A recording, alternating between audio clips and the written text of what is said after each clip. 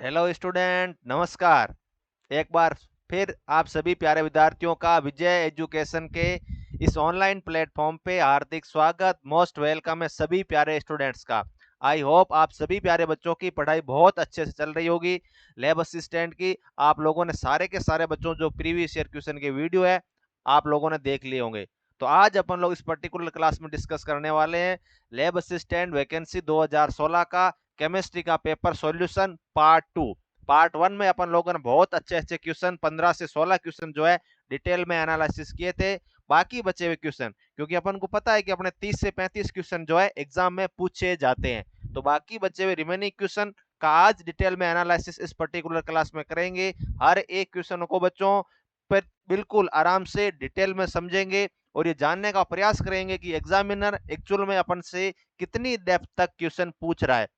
इसका बिल्कुल ध्यान में रखते हुए अपन लोग हर एक ऑप्शन को समझते हुए डिटेल में एनालिसिस करेंगे। और बच्चों आप लोग प्लीज कॉपी और पेन लेके बैठिए और साथ ही साथ इन क्वेश्चनों को सॉल्व करने का प्रयास कीजिए, ताकि आपको बच्चों अपनी जो है नॉलेज का पता लग सके कि मैं क्वेश्चनों को किस तरह से अप्रोच कर रहा हूं और सर जो है वो किस तरह से इनका डिटेल में सॉल्यूशन करवा रहे हैं।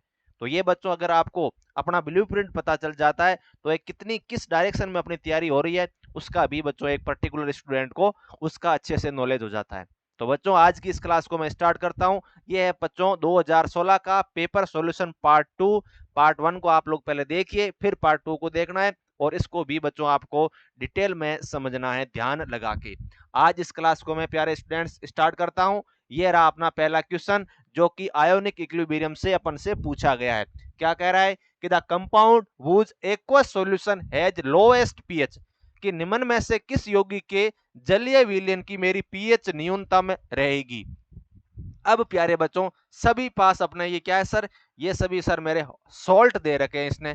एसिड और बेस के कॉम्बिनेशन से बच्चों जिस प्रजाति का निर्माण होता है उसको सॉल्ट या लवण कहते हैं। अब सर इस सॉल्ट में मुझे ये देखना है कि किसकी पीएच सबसे कम रहेगी। तो प्यारे विद्यार्थियों अपन को पता है कि पीएच सर 0 1 से लेकर के सर मेरे पास 14 तक इस पीएच की रेंज आती है एट 25 डिग्री सेंटीग्रेड टेम्परेचर पे। और सर मुझे ये भी पता है कि पीएच 1 से लेकर के 7 के मध्य जिस रेंज में ये पीएच रखेंगे वो तो कहलाएंगे सर मेरे पास एसिडिक नेचर के, और पीएच 7 है वो सर न्यूट्रल हो जाएगा। और 7 से लेकर के 14 तक या 7 से ज्यादा जिसकी पीएच रहेगी वो बच्चों मेरा बेसिक नेचर का जो है वो सॉल्ट हो जाएगा। तो मुझे ये देखना है कि किस पर्टिकुलर इस कंपाउंड की पीएच, या जो मैं यूं कहूं कि पीएच 7 से कम है, या इस एसिडिक नेचर की पीएच का रेंज क्या रहेगा सर। एसिडिक सॉल्ट की मेरे पास पीएच क्या आ जाएगी, एसिडिक कंपाउंड की मेरे पास पीएच आएगी प्यारे बच्चों वो आ जाएगी सर 1 से लेकर के 6 तक। जितनी कम पीएच होगी वो बच्चों उतना ही अच्छे से एसिडिक या अम्लीय प्रकृति से व्यवहार प्रदर्शित करेगा। अब यही कॉन्सेप्ट यदि मैं बेसिक कंडीशन में लगाने का प्रयास करूं प्यारे बच्चों, तो सर जैसे जैसे पीएच बढ़ती जाती है उसकी सर बेसिक नेचर बढ़ती जाती है। अब एक और कॉन्सेप्ट ये प्यारे बच्चों कि जो जितना स्ट्रॉन्ग एसिड होता है, या फिर मैं यूं कहूं कि एसिड की एसिडिक स्ट्रेंथ बढ़ाने के साथ साथ उसकी H प्लस आयन की सांद्रता तो सर बढ़ती है, लेकिन प्यारे बच्चों उसकी पीएच जो है कम होती जाती है। जितना स्ट्रॉन्ग बेस होगा उसकी पीएच उतनी ही कम रहेगी। ये कॉन्सेप्ट प्यारे बच्चों हमेशा याद रखना। या फिर मैं यूं कहूं यदि किसी भी सॉल्ट में मेरा HCl H2SO4 HNO3 इस तरह के स्ट्रॉन्ग यदि एसिड प्रेजेंट है तो उसकी पीएच बच्चों कम रहेगी। या फिर मैं यूं कहूं इसकी पीएच ऑटोमेटिकली 7 से तो कम रहेगी, क्योंकि जितना स्ट्रॉन्ग एसिड रहेगा कोरेस्पॉन्डिंग H प्लस आयन की सांद्रता जितनी ज्यादा, और जितनी ज्यादा H प्लस आयन की सांद्रता प्यारे बच्चों उसकी पीएच उतनी ही कम रहेगी। मैं क्या कॉन्सेप्ट लिख सकता हूं बच्चों कि सर स्ट्रॉन्ग एसिड की पीएच हमेशा कम होती है।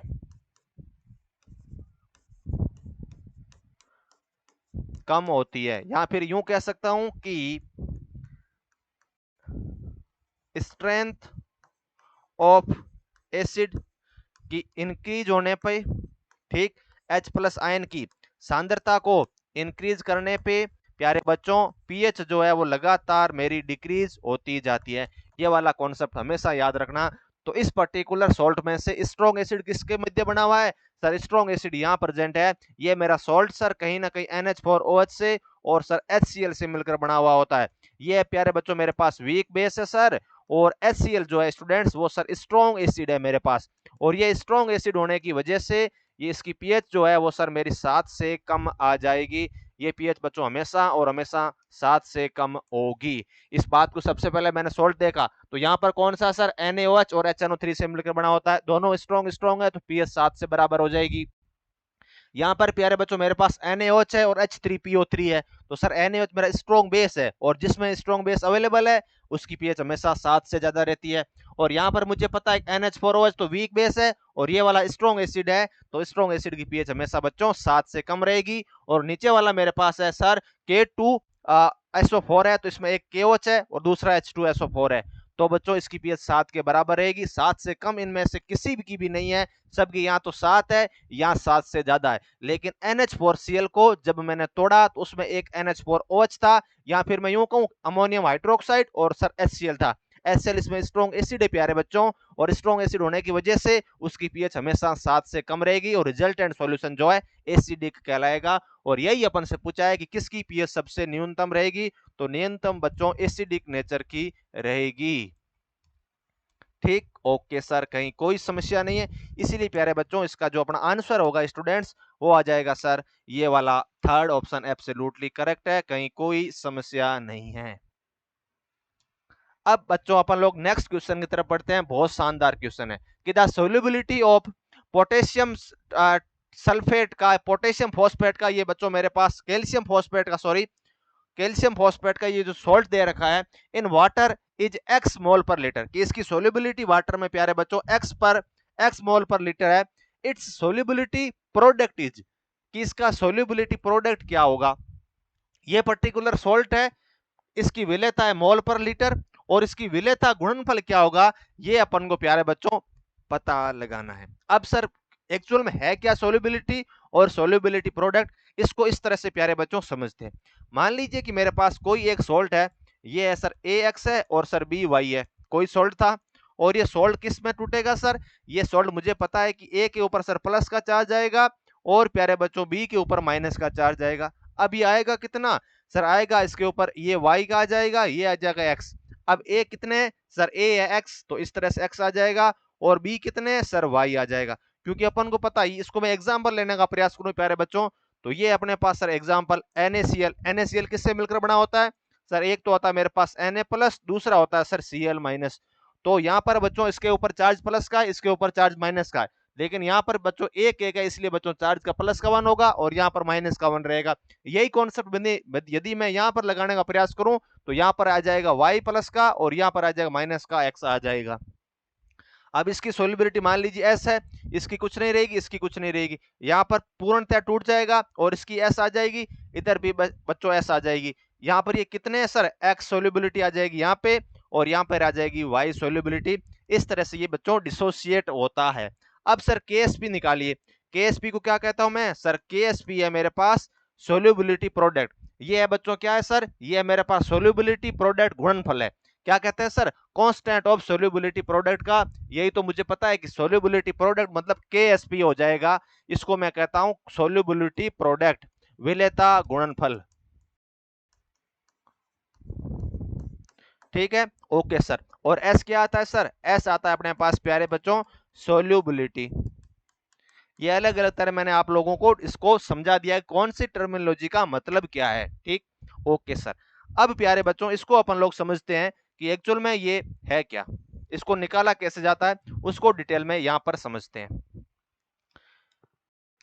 यहां पर प्यारे बच्चों मैं यदि इसकी बात करूं तो KSP इक्वल टू आ जाएगा x की पावर x इंटू y की पावर y, और बच्चों S सोल्युबिलिटी इसकी पावर आ जाएगी x प्लस वाई, और ये x प्लस वाई है क्या, तो बच्चों एक्स वाई और ये आ जाएंगे। इसके कितना कोफिशिएंट है, ये कोफिशिएंट बच्चों यहाँ पर एक्स वाई आ जाएंगे, पहले खुद की पावर फिर इसकी पावर और फिर सोल्युबिलिटी के बच्चों x प्लस वाई के द्वारा। इसको अपन लोग डिटेल में समझेंगे। सर कैसे, एग्जाम्पल के थ्रू समझाइए। मैं यदि आप लोगों से प्यारे बच्चों इस NaCl की बात करूं, जैसे ही मैंने इस NaCl को तोड़ा बच्चों, इस NaCl को तोड़ूंगा तो सर बच्चों ये Na प्लस आ जाएगा, यहाँ पर आ जाएगा Cl माइनस। ठीक, ओके सर। यहाँ पर S आ जाएगा, यहाँ पर बच्चों इसकी सोल्युबिलिटी SS आ जाएगी।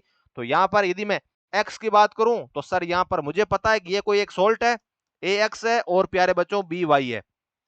अब यदि मैं इस ए को Na मानूं और बी को बच्चों Cl मानूं, क्या सर एक तो मेरा ए है वो Na है और सर बी है जो मेरा Cl माइनस है, तो प्यारे बच्चों इनके कोफिशिएंट जो है एक्स और वाई आ जाएंगे। इस पर्टिकुलर केस में मेरे एक्स कितना है सर, एक्स है आपका एक, ठीक है, यहाँ पर एक लिख सकता हूँ, कुछ नहीं दिया हुआ तो एक मानना है।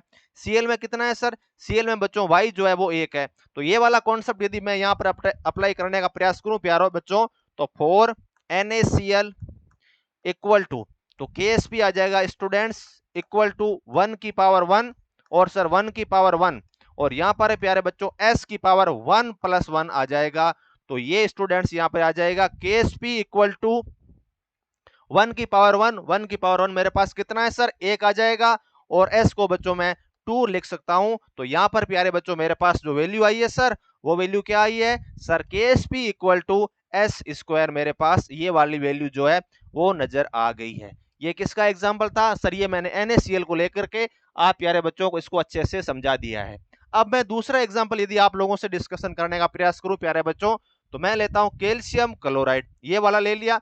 सिंपल आपको माइंड में क्या रखना है सर, मुझे तो पता है कि ए एक्स होता है और सर बी वाई होता है, और सिंपल सर फॉर्मूला मेरे पास ये है कि sir K S P equal to X की पावर एक्स है, सर वाई की पावर वाई है और सर एस की पावर एक्स प्लस वाई है। ये फॉर्मूला मुझे पता है और केएसपी के मध्य और एस के बीच बच्चों रिलेशन आ जाएगा। मतलब क्या है, विलेयता गुणनफल के मध्य और विलेयता के बीच बच्चों संबंध या रिलेशन आ जाएगा किसी भी सोल्ट के कोरेस्पॉन्डिंग।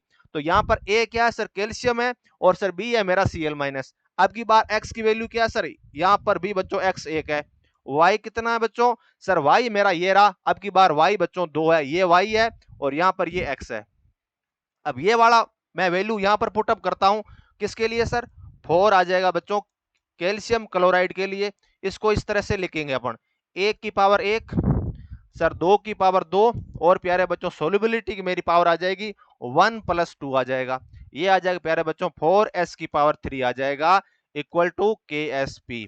तो ये रिलेशन हो गया किसके लिए सर, ये आ गया अपने पास बच्चों कैल्शियम क्लोराइड के लिए कि 4s3 इक्वल टू KSP। अब मैं आप लोगों से निकालने का प्रयास करूं किसके लिए सर, आप डिस्कस कीजिए हमारे लिए इस AlCl3 के लिए। इस AlCl3 में अपने पास x कितना है सर, x है 1 और y है बच्चों 3, ये y लेना है और यहां पर ये बच्चों x है। अब ये वाला फॉर्मूला लगा दीजिए, KSP इक्वल टू x की पावर x सर, 1 की पावर 1 y की पावर y सर, 3 की पावर 3 और यहां पर सर सोल्युबिलिटी की पावर है अपने पास x प्लस वाई, तो यहां पर 1 प्लस 3 मैं लगा दूंगा। तो KSP प्यारे बच्चों अपने पास क्या आ जाएगा सर, KSP आ जाएगा मेरे पास 9 इंटू 9 इंटू 9 और सर s की पावर मेरे पास आ जाएगी प्यारे बच्चों 4 और ये आ जाएगा अपने पास कितना सर, ये आ जाएगा अपने पास 27 s की पावर 4। इस तरह से प्यारे बच्चों ये वाला कॉन्सेप्ट जो है अपन को पता होना चाहिए कि 27 s की पावर 4 आ जाएगा KSP किसके लिए, AlCl3 के लिए, कहीं कोई समस्या नहीं है। अब मैं आपको एक और एग्जांपल लेता हूं बहुत शानदार वाला। ये अपने पास एग्जांपल प्यारे बच्चों इधर, अब की बार मैं ले लेता हूं नया कॉम्बिनेशन लेने का प्रयास करूं प्यारे बच्चों। तो यहां पर मैंने ले लिया कैल्शियम 3 और ये फॉस्फोट आ जाएगा बच्चों 2। यही अपना क्वेश्चन था, यही प्यारे बच्चों क्वेश्चन है, कहीं कोई समस्या नहीं। इसको सॉल्व करते हैं, आराम से समझने का प्रयास करें। इसको मैं किससे कोरिलेट कर सकता हूं सर, इसको आप लोग कोरिलेट करिए AX और BY से कोरिलेट करने का प्रयास करूं मैं यदि, तो यहां पर बच्चों x की वैल्यू कितनी है सर, x ये रहा मेरा कोफिशिएंट, x कितना उधर सर 3 है, तो मैं यहां 3 लिख सकता हूं। y कितना है बच्चों सर, y मेरे पास ये प्यारे बच्चों 2 है, तो मैं यहाँ y 2 लिख सकता हूं, कहीं कोई समस्या नहीं। अब इसको फर्दर अपन लोग करें तो बच्चों KSP इक्वल टू फॉर्मूला होता है सर x की पावर x, y की पावर y और sir s x plus y आ जाएगा मेरा। यहां पर प्यारे बच्चों KSP इक्वल टू x कितना है सर, x से 3 की पावर बच्चों 3 और 2 की पावर 2 और सोल्युबिलिटी में आ जाएगा सर 3 प्लस 2। तो ये आ जाएगा अपने पास KSP इक्वल टू 27 इंटू 4 और s की पावर आ जाएगा 5। और यदि मैं इसको और सिंप्लीफाई करने का प्रयास करूं तो ये आ जाएगा 8 और 0 और s की पावर सर मेरे पास 5 आ जाएगा। इस तरह से मैंने प्यारे बच्चों इसको सिंपली मैनर में सोल्व कर लिया। पहले तो आप लोगों से मैंने कॉन्सेप्ट डिस्कशन किया प्यारे बच्चों, और फिर सर जो है आपने हमें बहुत अच्छे तरीके से समझा दिया है कि यहाँ पर मेरे अब की बार क्वेश्चन में क्या दे रखा था कि सर सोल्यूबिलिटी जो है x पर मोल लीटर है, तो मैं यहाँ लिख सकता हूं कि sir KSP equal to 108 x की पावर 5 आ जाएगा। ये वाला बच्चों ऑप्शन एब्सोल्युटली करेक्ट रहेगा। सिंपल क्या करना है, ए एक्स और बी वाई को माइंड में रखें और ये सोचें कि कॉमन फॉर्मूला होता है KSP इक्वल टू एक्स की पावर एक्स, वाई की पावर वाई इंटू एस की पावर एक्स प्लस वाई। ठीक, ये माइंड में रखते हुए इस ए एक्स और बी वाई के कोरिलेट कोई भी सॉल्ट आपको देखना है और उसको जमाने का प्रयास करें, दोनों से चीजें कोरिलेट करें कि एक्चुअल में ए होता है मेरा केटायन और बी होता है एनायन। ठीक है, फिर उनके कोफिशिएंट एक्स और वाई बच्चों वैल्यू रहती है। इस तरह से सिंपल फॉर्मूले में वैल्यू रखिए और केएसपी जिसको विलेयता गुणनफल कहते हैं और एस के मध्य रिलेशन आ जाएगा जिसको बच्चों क्या कहते हैं सर, सोल्यूबिलिटी कहते हैं। तो अपना जो था क्वेश्चन उसका आंसर क्या आएगा sir, KSP equal to 108 into X की पावर 5। तो कौन सा ऑप्शन अपना सही हो जाएगा बच्चों, सर इसका जो ऑप्शन सही होगा अपना वो हो जाएगा सर 108 एक्स की पावर 5 आ जाएगा। ये एब्सोल्युटली करेक्ट है, कहीं कोई समस्या नहीं है। Option B is correct for this particular question. अब प्यारे बच्चों नेक्स्ट क्वेश्चन की बात करते हैं। ये कह रहा है कि which one is incorrect match. यहां पर बच्चों दे रखा है टाइट्रेशन और यहां पर उसके कोरेस्पॉन्डिंग अपन से इंडिकेटर या सूचक पूछे गए। प्यारे बच्चों आयोनिक इक्विलिब्रियम में अपने सिलेबस में एक लाइन मेंशन है कि titration of acid and base, कि एसिड और बेस के मध्य मुझे अनुमापन करना है और किस तरह से वेरी कर रहे हैं। और अपन को पता है कि टाइट्रेशन अलग अलग एसिड के बेसिक और अलग अलग रहते हैं। स्ट्रॉन्ग एसिड स्ट्रॉन्ग बेस का अलग रहेगा, वीक बेस का वीक एसिड का अलग अलग रहता है। और ये सारी चीजें पता करने के लिए जिस पर्टिकुलर कंपाउंड का अपन लोग यूज में लेते हैं प्यारे बच्चों, उनको इंडिकेटर करता है। इंडिकेटर का मतलब क्या है, अपन सूचित कर रहा है कि एक्चुअल में टाइट्रेशन किन किन मध्य करवा रहा हूं। पर्टिकुलर टाइट्रेशन के लिए इंडिकेटर बच्चों फिक्स होता है और ये इंडिकेटर क्या करता है, टाइट्रेशन जब करवा रहे हैं, ऊपर से एसिड मिला रहे हैं नीचे से बेस मिला रहे हैं, आपस में रिएक्शन होने के पश्चात बच्चों एंड पॉइंट आता है, एक शार्प पॉइंट आता है और उस अंत्य बिंदु पे या एंड पॉइंट पे एक पर्टिकुलर चेंज आता है किसका सर, कलर का। और ये कलर किसकी वजह से आता है बच्चों, इंडिकेटर के डालने की वजह से आता है। और ये इंडिकेटर का कलर इस बात को सूचित किया जाता है कि मैं एक्चुअल में अनुमापन या टाइट्रेशन किस प्रकार के सॉलिडों के मध्य एसिडों के मध्य या बेसों के मध्य करवा रहा हूं, उस बात को बच्चों जानकारी प्रोवाइड करने के लिए जिस कंपाउंड का यूज किया जाता है उनको इंडिकेटर कहते हैं। अब इंडिकेटर अलग अलग प्रकार कंपोनेंटों के लिए अलग अलग रहते हैं और ये इस बात पे डिपेंड करते हैं प्यारे बच्चों कि एक्चुअल में इन इंडिकेटरों की मुझे पीएच किस तरह की रहती है। या फिर मैं यूं कहूं कि एक पर्टिकुलर इंडिकेटर एक पीएच रेंज के मध्य कार्य करता है और उसी पीएच रेंज के मध्य वह कार्य करते हुए अपन में से बच्चों कलर को सूचित करता है रिजल्टेंट विलियन में या उस पर्टिकुलर सॉल्यूशन में। ठीक है, तो सबसे पहला है अपने पास strong acid and strong base, तो इसकी पीएच क्या रहेगी, ये पीएच बच्चों रखते हैं मेरे पास न्यूट्रल, या फिर मैं यूं कहूं कि सर उदासीन पीएच रखते हैं। और ये इसकी पीएच की जो रेंज आएगी वो सर 6 से लेकर के अपन कह सकते हैं 8 के मध्य पीएच रखते हैं। इस ये पूरी रेंज वाले रखने वाला बच्चों ये प्रकार का सॉल्यूशन बनेगा। अब इस पीएच में जो इंडिकेटर काम करते हैं वो इंडिकेटर इस टाइट्रेशन में प्रयोग कर लूंगा। क्या कह रहा हूं, इस रिजल्टेंट सॉल्यूशन से या टाइट्रेशन करने से बनने वाला विलियन बच्चों उसकी पीएच न्यूट्रल रहती है, या 6 6.5 से लेकर के 7.5 के समथिंग मेरे पास पाई जाती है। अब इस पर्टिकुलर पीएच में कोई फिक्स इंडिकेटर ही कार्य करेगा, या फिर मैं यूं कहूं कि इस पर्टिकुलर पीएच के लिए ये वाले इंडिकेटर में कार्य या यूज में ले सकता हूं। उनकी बच्चों लिस्ट आगे दे रखी है, उसको डिस्कशन करेंगे। अब वीक एसिड है और स्ट्रॉन्ग बेस है, तो अपन को पता है प्यारे बच्चों की यहाँ पर डोमिनेंट फैक्टर कौन सा है सर, स्ट्रॉन्ग बेस है, प्रबल क्षार है, तो इसकी प्यारे बच्चों पीएच क्या रहेगी सर, 7 से ज्यादा ही रहेगी। तो वो इंडिकेटर इस पर्टिकुलर टाइट्रेशन में काम में आएगा जो पीएच 7 से ज्यादा होने पर ही कार्य करता है।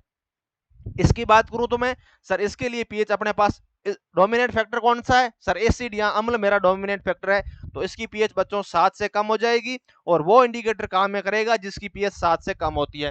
नीचे दे रखा है weak acid and weak base है, तो इसके लिए बच्चों कोई इंडिकेटर कार्य नहीं करता है, no indicator will be used. No indicator या कोई भी सूचक इसके लिए बच्चों उपयुक्त नहीं रहता है। क्यों उपयुक्त नहीं होता, इसीलिए नहीं होता प्यारे बच्चों कि इसका एक पर्टिकुलर कोई भी मेरे पास एंड पॉइंट या अंत्य बिंदु नहीं आने की वजह से ऐसा कोई मार्केट में इंडिकेटर इन प्रकार के ट्राइट्रेशनों के लिए कि अवेलेबल है ही नहीं। अब आगे आप लोगों को मैंने एक पूरी कंप्लीट जो है वो डिटेल में समझा रखा है कौन सा इंडिकेटर का यूज किस तरह से किया जाता है। सबसे पहले अपने पास क्या है सर, सबसे पहले स्ट्रॉन्ग एसिड के लिए और स्ट्रॉन्ग बेस के लिए टाइट्रेशन, जिसकी पीएच रेंज कितनी है, pH jump at the equivalent point, यानी इन प्रकार के पीएचओ के मध्य ये एक जंप प्रदर्शित करेगा और उस जंप के दौरान पर्टिकुलर सॉल्यूशन का कलर चेंज आ जाएगा। जैसे ही कलर चेंज हुआ तो मुझे पता चल जाएगा कि इस इंडिकेटर की वजह से ये वाला कलर आ गया। जैसे एनी इंडिकेटर यूज कर सकते हो, तो मिथाइल ऑरेंज भी कर सकते हो, methyl red, phenolphthalein, bromothymol blue, इस तरह से मैं बहुत सारे इंडिकेटर यूज में ले सकता हूं। तो मैं इसके आगे क्या लिख सकता हूं सर, इसके लिए तो कोई भी इंडिकेटर यूज कर सकते हैं, एनी इंडिकेटर, कोई भी इंडिकेटर यूज में लिया जा सकता है। ठीक है, ओके सर। तो इसलिए ये वाला ऑप्शन तो एब्सोल्युटली करेक्ट है, कहीं कोई समस्या नहीं। जैसे फिनोप्थेलिन भी काम में आ रहा है और मिथाइल ऑरेंज भी काम आ रहा है। ये रहा फिनोप्थेलिन और मिथाइल ऑरेंज, ये वाले प्यारे बच्चों आपको टेबल याद करनी है, कहीं कोई समस्या नहीं है। अब बच्चों यहाँ पर देखिए कॉन्सेप्ट क्या है सर, वीक एसिड है और स्ट्रॉन्ग बेस है, तो मैंने कहा ना पीएच 7 से ज्यादा रहेगी, तो ये प्यारे बच्चों इसकी पीएच 7 से ज्यादा है। और 7 से ज्यादा पीएच केस के लिए मेरे पास एक तो फिनोप्थेलिन काम में आता है, दूसरा थायोमोल ब्लू, और फिर है बच्चों मेरे पास ये थायोमोल फिलेप्थेलिन काम में आता है। किसके लिए, जब मेरे पास स्ट्रॉन्ग बेस होता है जिसकी पीएच 7 से ज्यादा है। दूसरा है मेरे पास स्ट्रॉन्ग एसिड है और अब की बार वीक बेस है, पहले स्ट्रॉन्ग बेस था और यहाँ पर स्ट्रॉन्ग एसिड है। तो स्ट्रॉन्ग एसिड के लिए बच्चों इसको इस तरह से समझते हैं, ठीक है। तो स्ट्रॉन्ग एसिड में बच्चों पीएच 7 से कम है, तो यहां पर पीएच 7 से कम होने की वजह से मैं मिथाइल ऑरेंज, मिथाइल रेड और ब्रोमोस ब्रोमोसीर जो है वो ग्रीन काम में ले लूंगा। मिथाइल ऑरेंज और मिथाइल रेड काम में लिया जाता है स्ट्रॉन्ग एसिड के लिए जिसकी पीएच 7 से कम है। दूसरा है वीक एसिड और वीक बेस जिसकी पीएच सर 7.5 से लेकर के सर मेरे पास 7.5 6 से लेकर 7.5 के समथिंग पाई जाती है, तो उसका नो इंडिकेटर इज सुटेबल, किसी भी तरह का कोई इंडिकेटर जो है प्रयोग में नहीं लिया जाता है। सबसे पहले ये देखिए कि वो पीएच किस तरह से है, दोनों स्ट्रॉन्ग है तो कुछ स्ट्रॉन्ग वाले की एसिड की भी काम में आएगी, कुछ बेस की भी काम में आएगी। यदि स्ट्रॉन्ग बेस है तो पीएच 7 से ज्यादा, यदि स्ट्रॉन्ग एसिड है तो पीएच 7 से कम। इस तरह से बच्चों अपन लोग इंडिकेटर काम में लेते हैं। सिंपल ट्रिक ये है कि मिथाइल ऑरेंज और मिथाइल रेड तो स्ट्रॉन्ग एसिड वाले के लिए काम में आएंगे, ठीक है। वीक एसिड और वीक बेस के लिए कोई इंडिकेटर नहीं, ठीक, ओके सर। स्ट्रॉन्ग एसिड और स्ट्रॉन्ग बेस के लिए कोई भी इंडिकेटर काम में चलेगा, तो किसी का भी यूज ले सकता है क्योंकि इसकी पीएच 4 से लेकर 10 तक वेरी करे, मतलब इस कैटेगरी में भी आ गया और इस वाली कैटेगरी में भी आ गया, इसलिए ये वाले भी काम में आ जाएंगे, ये भी काम में आ जाएंगे, ठीक है। अब बाकी बच गया मेरे पास कौन सा सर, मेरे पास बच गया स्ट्रॉन्ग बेस वाला, तो उसमें प्यारे बच्चों ये फिनोप्थेलिन और थायोमोल ब्लू काम में लेना है। तो कौन सा ऑप्शन इसका करेक्ट हो जाएगा सर, इसका ऑप्शन जो करेक्ट हो जाएगा वो हो जाएगा, पहला तो सही है, दूसरा भी सही है, तीसरा भी सही है, लेकिन ये फोर्थ जो है स्टूडेंट्स वो गलत हो जाएगा। यहाँ पर मिथाइल रेड जो है मैं प्रयोग में नहीं ले सकता। मिथाइल ऑरेंज और मिथाइल रेड बच्चों strong acid plus sir weak base के लिए काम में आते हैं, न कि इस दुर्बल अम्ल व दुर्बल क्षार के टाइट्रेशन में। इस बात का हमेशा याद रखना। और टाइट्रेशन से प्यारे बच्चों एक क्वेश्चन फिक्स है, आपको सिर्फ और सिर्फ ये वाली टेबल लर्न करनी है जो पर्टिकुलर पीएच में बच्चों काम में आती है, जो अपन को दे रखी उस हिसाब से इसको समझते हैं। अगला क्वेश्चन है स्टूडेंट्स, इसका जो ऑप्शन सही होगा बच्चों वो आ जाएगा अपना फोर्थ ऑप्शन, एब्सोल्युटली करेक्ट है। और अपन से पूछा यही है कौन सा भाई तेरा गलत हो जाएगा, कहीं कोई समस्या नहीं। आई होप आपको ये वाला क्वेश्चन अच्छे से समझ में आया होगा। अब बढ़ते हैं नेक्स्ट क्वेश्चन की तरफ। ये अपने पास अगला क्वेश्चन, यहां पर बच्चों अब गैसियस स्टेट से अपन से क्वेश्चन पूछे जाएंगे।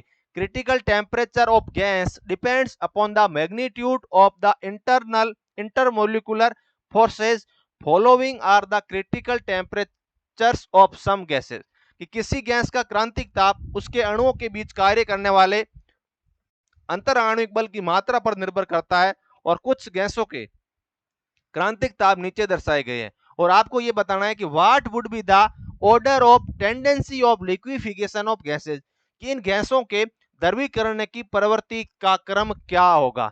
अब प्यारे बच्चों अपन को पता है कि गैस के लिक्विफाई करना या गैस को बच्चों दरों में या लिक्विड में कन्वर्ट करना है। तो प्यारे बच्चों किसी भी गैस को लिक्विड में कन्वर्ट करने के लिए सबसे पहले कौन कौन से फैक्टर रेस्पॉन्सिबल होते हैं सर, सबसे पहले मुझे क्या करना पड़ेगा कि सर गैस के मॉलिक्यूल जो गैस में दूर दूर रैंडमली जो गति कर रहे हैं, मोशन कर रहे हैं, उनको सबसे पहले तो पास लाना पड़ेगा। अब गैस के मॉलिक्यूल को पास लाऊंगा तभी तो प्यारे बच्चों वो लिक्विड में या दरों में मेरे चेंज होंगे। तो मुझे उनको पास लाना है, तो पास दो तरीके से लाया जा सकता है गैस के मॉलिक्यूल को। पहला पहला तो प्यारे बच्चों उनका टेम्परेचर आप लोग कम कर दीजिए। जैसे ही टेम्परेचर कम किया, उनकी काइनेटिक एनर्जी या गतिज ऊर्जा कम हो जाएगी, वो बच्चों भागना कम कर देंगे या उनकी स्पीड कम हो जाएगी। जैसे स्पीड कम रहेगी, पास पास आना स्टार्ट कर देंगे। तो पहला कॉन्सेप्ट क्या था सर, टेम्परेचर कम कर दीजिए, गैस के मॉलिक्यूल बच्चों लिक्विड में कन्वर्ट हो जाएंगे। पहली चीज तो ये। दूसरी प्यारे बच्चों, दूसरी सर ये है कि आप लोग उनके मध्य प्रेशर ज्यादा बढ़ा दीजिए। टेम्परेचर तो कम करना है, प्रेशर ज्यादा बढ़ाना है। अब प्रेशर ज्यादा बढ़ाने से क्या होगा सर, दाब ज्यादा बढ़ाने से मेरे मॉलिक्यूल जो है वो पास पास आना पसंद करेंगे, वो एक दूसरे से बच्चों आकर्षित हो जाएंगे और बच्चों उसका जो है कंप्रेशन हो जाएगा। और जितना कंप्रेशन ज्यादा रहेगा प्यारे बच्चों, वो एक्सपेंशन कम हो जाएगा और गैस बच्चों जो है लिक्विड में कन्वर्ट हो जाएगी। तो यहाँ पर मैं कॉन्सेप्ट क्या ले सकता हूँ सर, यदि आपको गैस को इस लिक्विड में कन्वर्ट करना है तो मुझे बच्चों करना पड़ेगा, पहला तो टेम्परेचर को डिक्रीज करना पड़ेगा, टेम्परेचर को कम करना पड़ेगा। क्यों? इससे काइनेटिक एनर्जी जो है वो अपने आप कम हो जाएगी। यदि गतिज ऊर्जा कम हो गई तो बच्चों उसका लिक्विफिकेशन इजी हो जाएगा,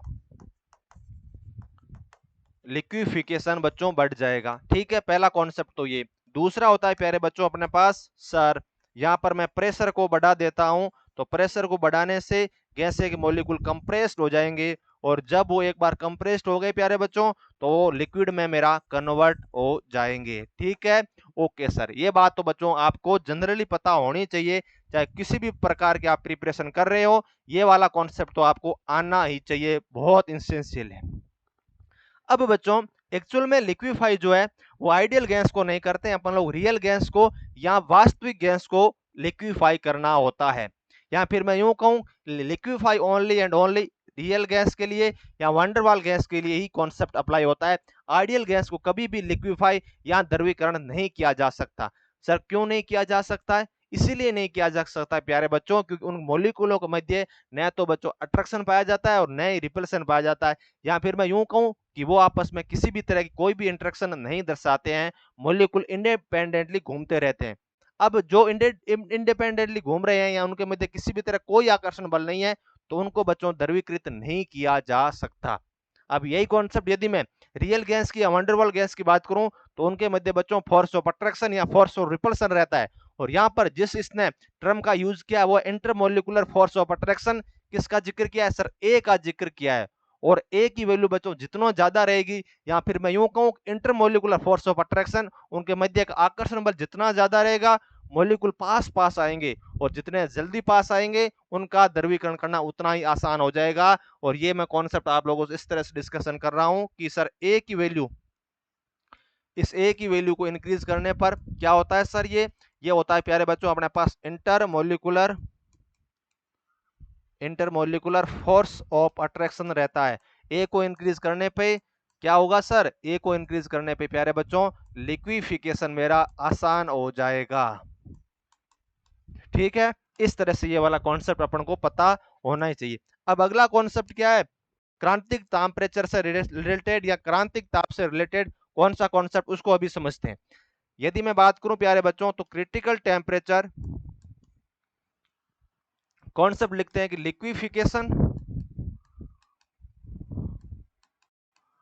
लिक्विफिकेशन समानुपाती होता है ए के, और वो समानुपाती रहता है टीसी के, और वो समानुपाती होता है टीआई के। ठीक है, ओके सर। लिक्विफिकेशन उतना ही ज्यादा रहेगा जिसके लिए टीसी की वैल्यू बच्चों जितनी ज्यादा रहेगी। या फिर मैं यूं कहूं कि क्रिटिकल टेम्परेचर इंक्रीज करने पर क्रिटिकल टेम्परेचर इंक्रीजेस, उसकी बच्चों लिक्विफिकेशन मेरी टेंडेंसी इंक्रीज हो जाएगी।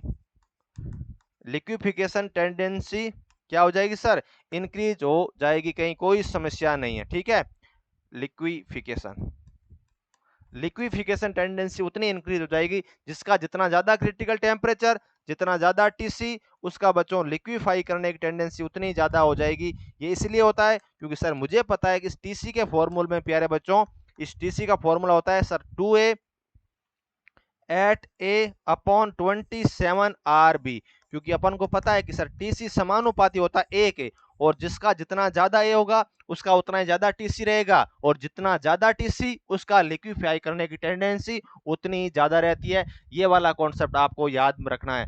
तो वो गैस जिसके लिए टीसी जितना ज्यादा रहेगा उसकी प्यारे बच्चों लिक्विफाई करने की टेंडेंसी ज्यादा रहेगी, क्योंकि सर उसकी ए की वैल्यू ज्यादा है। और ए क्या होता है सर, अट्रैक्शन रखता है मॉलिक्यूलों के मध्य।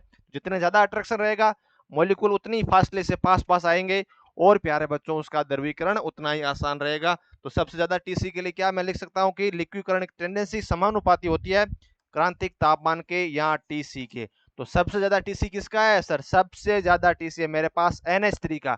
तो NH3 का सबसे ज्यादा हो जाएगा दो ऑप्शनों में। सबसे कम टीसी किसका है, तो सबसे कम टीसी है सर मेरे पास H2 का। तो H2 का द्रवीकरण सबसे लेट होगा, सबसे लास्ट में हो जाएगा। इसलिए प्यारे बच्चों मेरे पास जो करेक्ट ऑप्शन रह जाएगा वो हो जाएगा sir third option, absolutely correct है।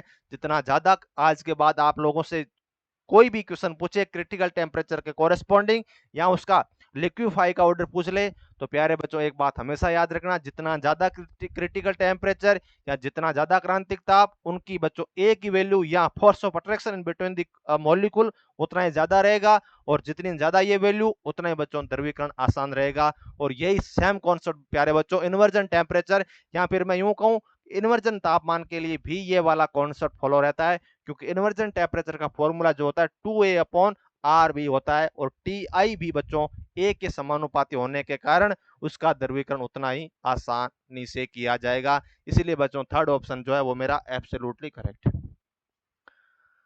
अब पढ़ते हैं नेक्स्ट क्वेश्चन की तरफ। मान लीजिए कि प्यारे बच्चों ये कह रहा है कि a gas is filled in a cylindrical at pressure P पे, choose the correct statement.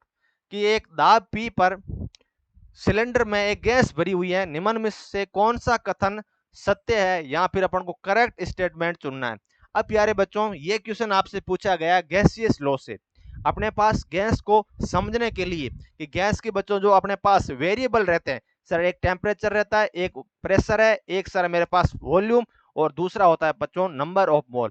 In P, T, V और N में किस तरह से एक चीजें वेरिएबल करते हैं, ये समझने के लिए प्यारे बच्चों अपन को गैसेस के नियम दिए गए किस तरह से एक दूसरे से वेरिएबल करते हैं। जैसे बॉयल का नियम है, चार्ल्स का नियम है, गेसुलाक का नियम है और आवेगाड्रो नियम है।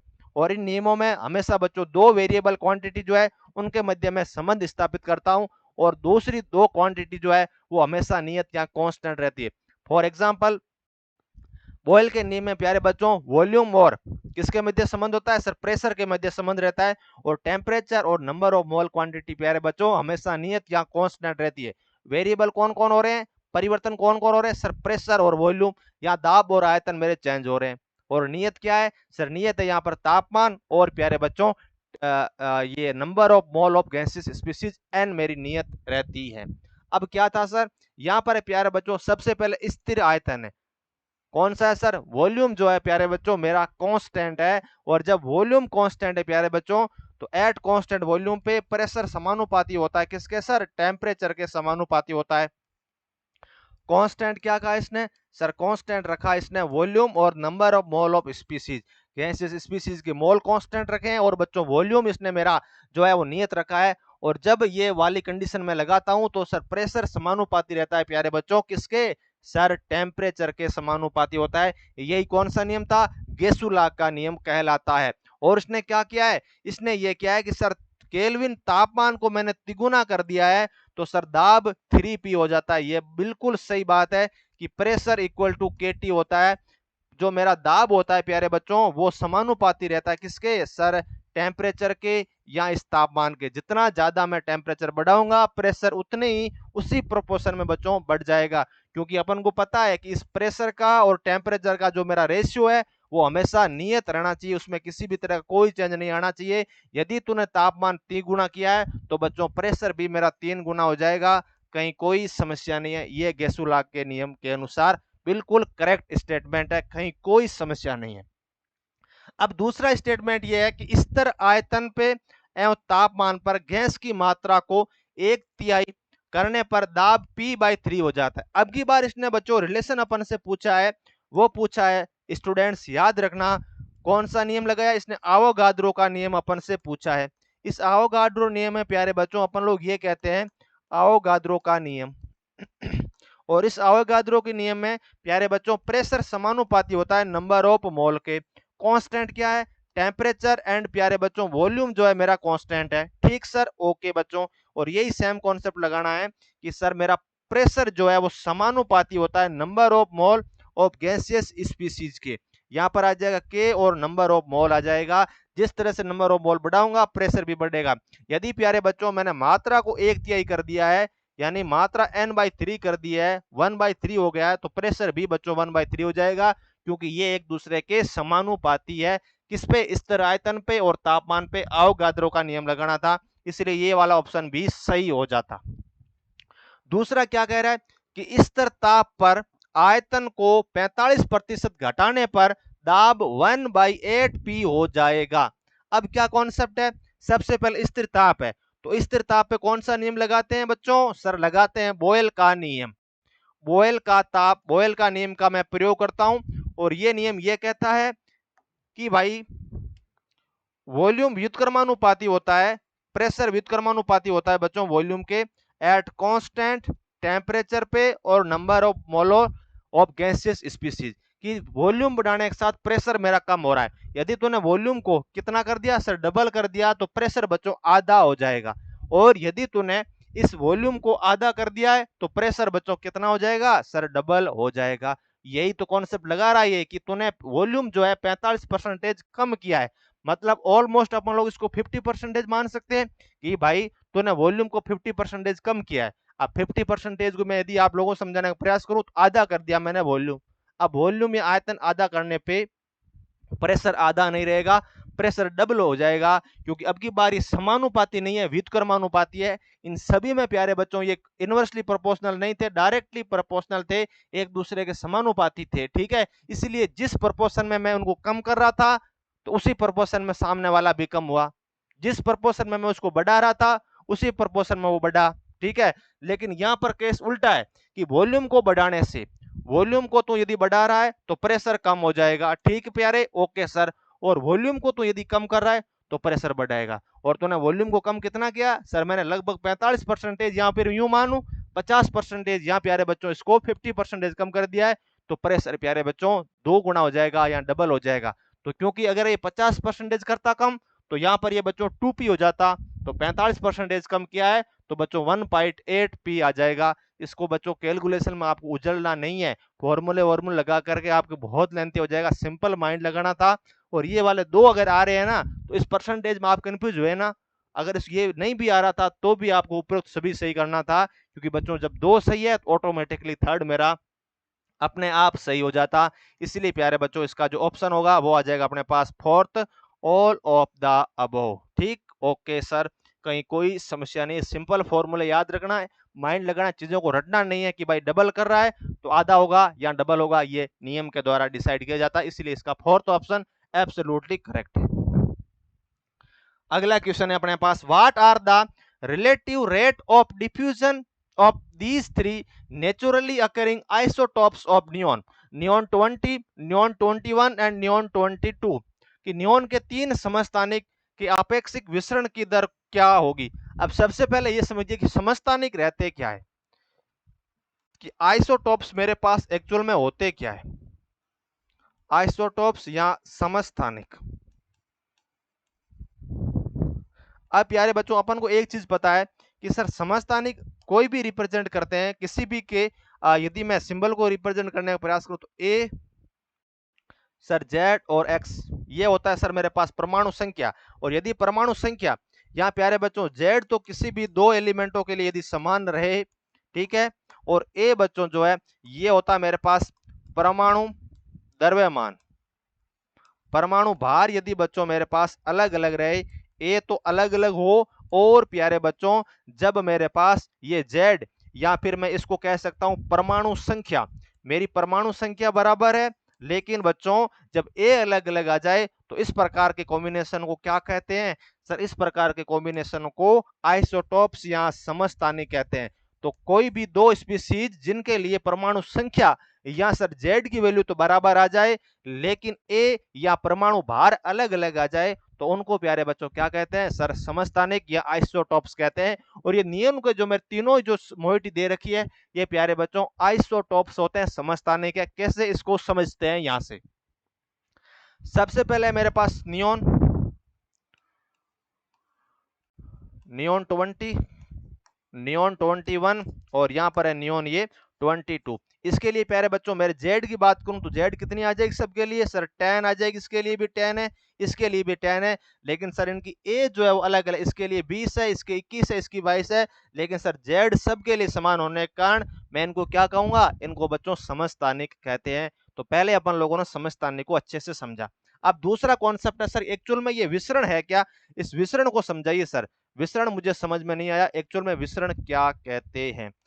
कुछ नहीं बच्चों, सिंपल विसरण का मतलब क्या है कि गैस का विसरित होना या डिफ्यूज होना, एक जगह से दूसरी जगह उसका प्रसारित होना, उसका बच्चों फैलाव होना या उसका फैलना को विसरण कहते हैं। एक जनरल कॉन्सेप्ट लगाइए कि दो गैस हैं, उसको बच्चों एक जगह से दूसरी जगह उसको विसरित होना है या डिफ्यूज होना है या फैलना है। तो जो गैस हल्की होगी, जिसका मास कम होगा, वो आसानी के साथ प्यारे बच्चों एक जगह से दूसरी जगह चली जाएगी, कहीं कोई समस्या नहीं, क्योंकि उसका मास कम है, वो आसानी के साथ गमन कर जाएगी। लेकिन एक ऐसी गैस है जो एक्चुअल में उसकी तुलना में थोड़ी सी भारी है, या उसका बच्चों मास ज्यादा है, एटॉमिक वेट ज्यादा है, परमाणु भार ज्यादा है, तो बच्चों उसका मेरा जो फ्लो है या उसका डिफ्यूज बच्चों एक जगह से दूसरी जगह वो कम हो जाएगा रिलेटिवली उस गैस की तुलना में, जो प्यारे बच्चों क्या है सर मेरे पास भारी गैस थी वो कम हो जाएगी और हल्की गैस फटाफट वहां से जो है चली जाएगी या उसका डिफ्यूज आसानी के साथ हो जाएगा। तो मैं इस डिफ्यूजन को किससे कोरिलेट कर रहा हूं सर, आप इस डिफ्यूज को कोरिलेट कर रहे हैं मोलर मास से या भार से या एटॉमिक वेट से सर कोरिलेट करें। जितना ज्यादा एटॉमिक वेट उसका बच्चों रेट ऑफ डिफ्यूजन या विसरण की दर उतनी ही बच्चों कम हो जाएगी। एक तो कॉन्सेप्ट ये लगाना है। दूसरा कॉन्सेप्ट प्यारे बच्चों अपने पास आता है प्रेशर के कोरेस्पॉन्डिंग। जितना ज्यादा प्रेशर होगा उसको बच्चों उतना ही अच्छे से अपन लोग विसरित करा सकते हैं, क्योंकि जैसे ही दाब डाला पीछे से तो वो उतनी जल्दी फर्स्ट जो है एक दूसरे से स्थान पर गमन कर जाएगी, उसकी विसरण की रेट ज्यादा हो जाएगी। दो कॉन्सेप्ट हो गए, मोलर मास और प्रेशर। दूसरा आता है बच्चों डेंसिटी। जितनी ज्यादा डेंस रहेगी, जितनी ज्यादा उसका घनत्व ज्यादा, मास बच्चों ज्यादा हो जाए, क्योंकि डी बराबर क्या रहता है सर, एम अपॉन वी होता है। तो जितना डेंसिटी ज्यादा उतना ही मास ज्यादा, और जितना मास ज्यादा रहेगा उसका भार ज्यादा हो जाएगा और वो बच्चों आसानी के साथ विसरित नहीं कर पाएगी। तो मैं क्या लिख सकता हूं sir, rate of diffusion, rate of diffusion समानुपाती होगी प्यारे बच्चों प्रेशर के, और आर जो है व्युत्क्रमानुपाती हो जाएगी under the root molar mass के, और सर आर जो है व्युत्क्रमानुपाती हो जाएगी अंडर द रूट बच्चों रो के या डेंसिटी के। ये प्रेशर है, ये मोलर मास है, और ये प्यारे बच्चों क्या सर, ये है मेरे पास डेंसिटी है। तो यहाँ पर एक और कॉन्सेप्ट प्यारे बच्चों आप लोग लिख सकते हैं क्या सर, यहाँ पर लिख सकते हैं अपन लोग, कहीं कोई समस्या नहीं है, कि मेरे पास कि रेट ऑफ डिफ्यूजन व्युत्क्रमानुपाती होती है sir under the root molar mass. जितना भार ज्यादा रहेगा उसका असर मेरे पास जो उसकी रेट सबसे कम हो जाएगी। तो इसमें भार ए की वैल्यू कितनी है सर, यहाँ पर ए बराबर 20 है सर, यहाँ पर ए 21 है और ए है बच्चों 22 है, ठीक है। और यदि मैं इस नियोन को इस तरह से लिखने का प्रयास करूं सर, नियोन 20, नियोन है मेरे पास अब की बार 21 है, और यहाँ पर है सर नियोन 22 है। तो प्यारे बच्चों लेफ्ट टू राइट जाने पर, इधर से इधर जाने पर प्यारे बच्चों ए की वैल्यू मेरी इंक्रीज हो रही है सर, ए बढ़ रहा है, तो बच्चों क्या बढ़ रहा है सर, मास बढ़ रहा है। और जितना मास बढ़ेगा प्यारे बच्चों तो उसकी बच्चों रेट ऑफ प्यारे बच्चों डिफ्यूजन जो है उतनी सर कम हो जाएगी, डिक्रीज हो जाएगी। तो यदि मैं रेट ऑफ डिफ्यूजन की बात करूं तो सबसे ज्यादा कौन जाएगा सर, सबसे जल्दी गमन कर जाएगा मेरे पास जो हल्का रहेगा। हल्का कौन है इनमें से सर, नियोन 20, उसके बाद हो जाएगा बच्चों नियोन 22, लास्ट में आ जाएगा नियोन 22, बीच में आ जाएगा नियोन 21। हल्का किसका सर, 20 का मास सबसे कम, फिर 21 और फिर 22, 22 वाला सबसे 12, तो सबसे लेट पहुंचेगा। इसीलिए प्यारे बच्चों इसका जो ऑप्शन सही हो जाएगा वो 22 वाले को सबसे कम कर दीजिए, फिर 21 वाला और फिर 20 वाला। इसीलिए प्यारे बच्चों इसका जो अपना ऑप्शन सही होगा स्टूडेंट्स वो हो जाएगा sir, A is absolutely correct, कहीं कोई समस्या नहीं। सिंपल कॉन्सेप्ट रखना, जो जितनी हल्की वो उतनी आसानी के साथ जाएगी, ये वाला ध्यान में रखना है। और क्वेश्चन सारे सही हो जाएंगे। यहां से अपन लोगों ने कॉन्सेप्ट समझ लिया है, कहीं कोई समस्या नहीं है, इसीलिए A option absolutely correct. Next question है प्यारे बच्चों अपने पास सॉलिड स्टेट से का example of molecular solid is कि आणविक ठोस का उदाहरण क्या है। क्या सल्फर S8 है या आयोडीन I2 है। ये प्यारे बच्चों यहां पर I2 है, ठीक है, और ये भी बच्चों I2 है मेरे पास। और थर्ड है अपने पास सल्फर S8 एंड I2 दोनों, germanium G and silicon Si दोनों। अब प्यारे बच्चों जब अपन लोग सॉलिड स्टेट पढ़ते हैं तो किसी भी मैटर को अपन लोग दो कैटेगरी में डिवाइड करते हैं, एक तो अमॉर्फस सॉलिड और दूसरा होता है अपने पास क्रिस्टलाइन सॉलिड। अब क्रिस्टलाइन सॉलिड की अपन लोग कैरेक्टरिस्टिक्स प्रॉपर्टी देखते हैं जो अमॉर्फस सॉलिड से अलग अलग होती है। फिर इस क्रिस्टलाइन सॉलिड को या क्रिस्टलीय ठोस को अलग अलग कैटेगरी में अपन लोग डिवाइड करते हैं। जैसे सर सबसे पहले मैं अध्ययन करता हूं, मेरे पास एटॉमिक सॉलिड, फिर आता है सर मॉलिक्यूलर सॉलिड, फिर सर कोवलेंट सॉलिड, फिर आयोनिक सॉलिड, फिर सर मेटेलिक सॉलिड। या फिर मैं हिंदी में यूं कहूं कि धात्विक क्रिस्टल, सर आयोनिक क्रिस्टल, सहसंयोजिक ठोस, ठीक है। इस तरह से बच्चों आणविक आता है, मॉलिक्यूलर आता है, और मॉलिक्यूलर में भी प्यारे बच्चों अपने पास अलग अलग कैटेगरी के आते हैं। कैसे, जैसे प्यारे बच्चों अपने पास नॉन पोलर या अध्रुवीय या ध्रुवीय आते हैं, ठीक है। तो एटॉमिक में कौन कौन आ गए, एटॉमिक में सर मेरे पास जो सारी की सारी नोबल गैसेस है, यदि उनको क्रिस्टलीकृत किया जाए तो वो प्यारे बच्चों सारी की सारी मेरी एटॉमिक जो है वो उस क्रिस्टल में जाएगी। लेकिन मॉलिक्यूल में कौन जाएगा, सर मॉलिक्यूल में वो जाएंगे जो मेरे पास मॉलिक्यूल की श्रेणी में आ रहे हैं। अब मॉलिक्यूल श्रेणी में क्या I2 है, यस सर I2 में आयोडीन सर दो एटम मिलकर के इस I2 को निर्माण कर लिया, इसलिए प्यारे बच्चों I2 अपने पास नॉन पोलर मॉलिक्यूलर सॉलिड में चला जाएगा, या फिर मैं यूं कहूं अध्रुवीय आणविक ठोस में आ जाएगा मेरा I2। और यही कंडीशन बच्चों S8 के लिए लागू होती है, क्योंकि सर इसमें बहुत सारे एटम मिलकर के सल्फर के इस पूरे क्रिस्टल का निर्माण किया है, इसलिए प्यारे बच्चों ये मेरा मॉलिक्यूलर कैटेगरी में आ जाएंगे दोनों। कौन कौन से, सर I2 और S8 मेरा मॉलिक्यूलर क्रिस्टल की श्रेणी में आ जाएगा। लेकिन सिलिकॉन और जर्मेनियम प्यारे बच्चों क्योंकि अपन को पता है कि ये कोवलेंट जो है सॉलिड की श्रेणी में आएंगे, और ये प्यारे बच्चों मेरे पास कोवलेंट श्रेणी में आ जाएंगे, दोनों कोवलेंट सॉलिड की श्रेणी में आ जाएंगे। और ये है अपने पास I2 एंड S8 आ जाएंगे सर मॉलिक्यूलर सॉलिड में। ये वाला कॉन्सेप्ट बच्चों आप लोग हमेशा याद रखना कि I2 और S8 तो अपने पास मॉलिक्यूलर श्रेणी में, लेकिन ये जर्मेनियम और प्यारे बच्चों सिलिकॉन जो है वो कोवलेंट श्रेणी में आ जाएंगे। क्या ये कभी भी मॉलिक्यूलर श्रेणी में बच्चों आ ही नहीं सकते, इसलिए प्यारे बच्चों अपना जो ऑप्शन सही हो जाएगा वो हो जाएगा third option, both sulphur and I2 आ जाएगा, ठीक है। तो ये वाला ऑप्शन एब्सोल्युटली करेक्ट है, कहीं कोई समस्या नहीं आनी चाहिए आप लोगों को। और जो एनसीईआरटी में प्यारे बच्चों टेबल दे रखी है, यहाँ पर एक साइड दे रखा है टाइप ऑफ सॉलिड, यहाँ सॉलिडों के प्रकार, बीच में दे रखा उनमें पाए जाने वाला किस नेचर का बॉन्ड है, या उस बॉन्ड की नेचर क्या है, एक्चुअल में एटम है कि मॉलिक्यूल है कि केटायन है धनायन है, इस तरह की बच्चों नेचर रहती है। और साथ में उसने दे रखा होता है भौतिक गुणधर्म, ये बच्चों किस तरह के रहते हैं, ठोस होते हैं, द्रव होते हैं, भंगुर रहते हैं, ब्रिटल होते हैं, किस तरह की नेचर रहती है।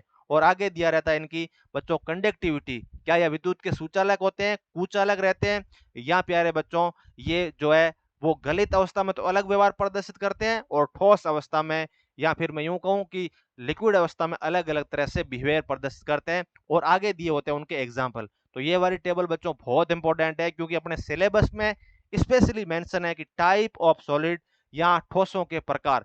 तो ये चारों प्रकारों के बच्चों भौतिक गुणधर्म, उनके विद्युतीय गुणधर्म और कोरेस्पॉन्डिंग प्यारे बच्चों कंडक्टिविटी शो कर रहे हैं या नहीं कर रहे हैं, और उनके एग्जाम्पल।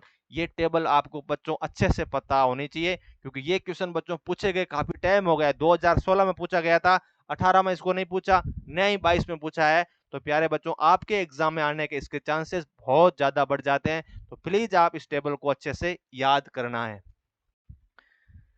नेक्स्ट है मेरे पास ये वाला कि निम्न में से कौन सा सही नहीं है, which one of the following is not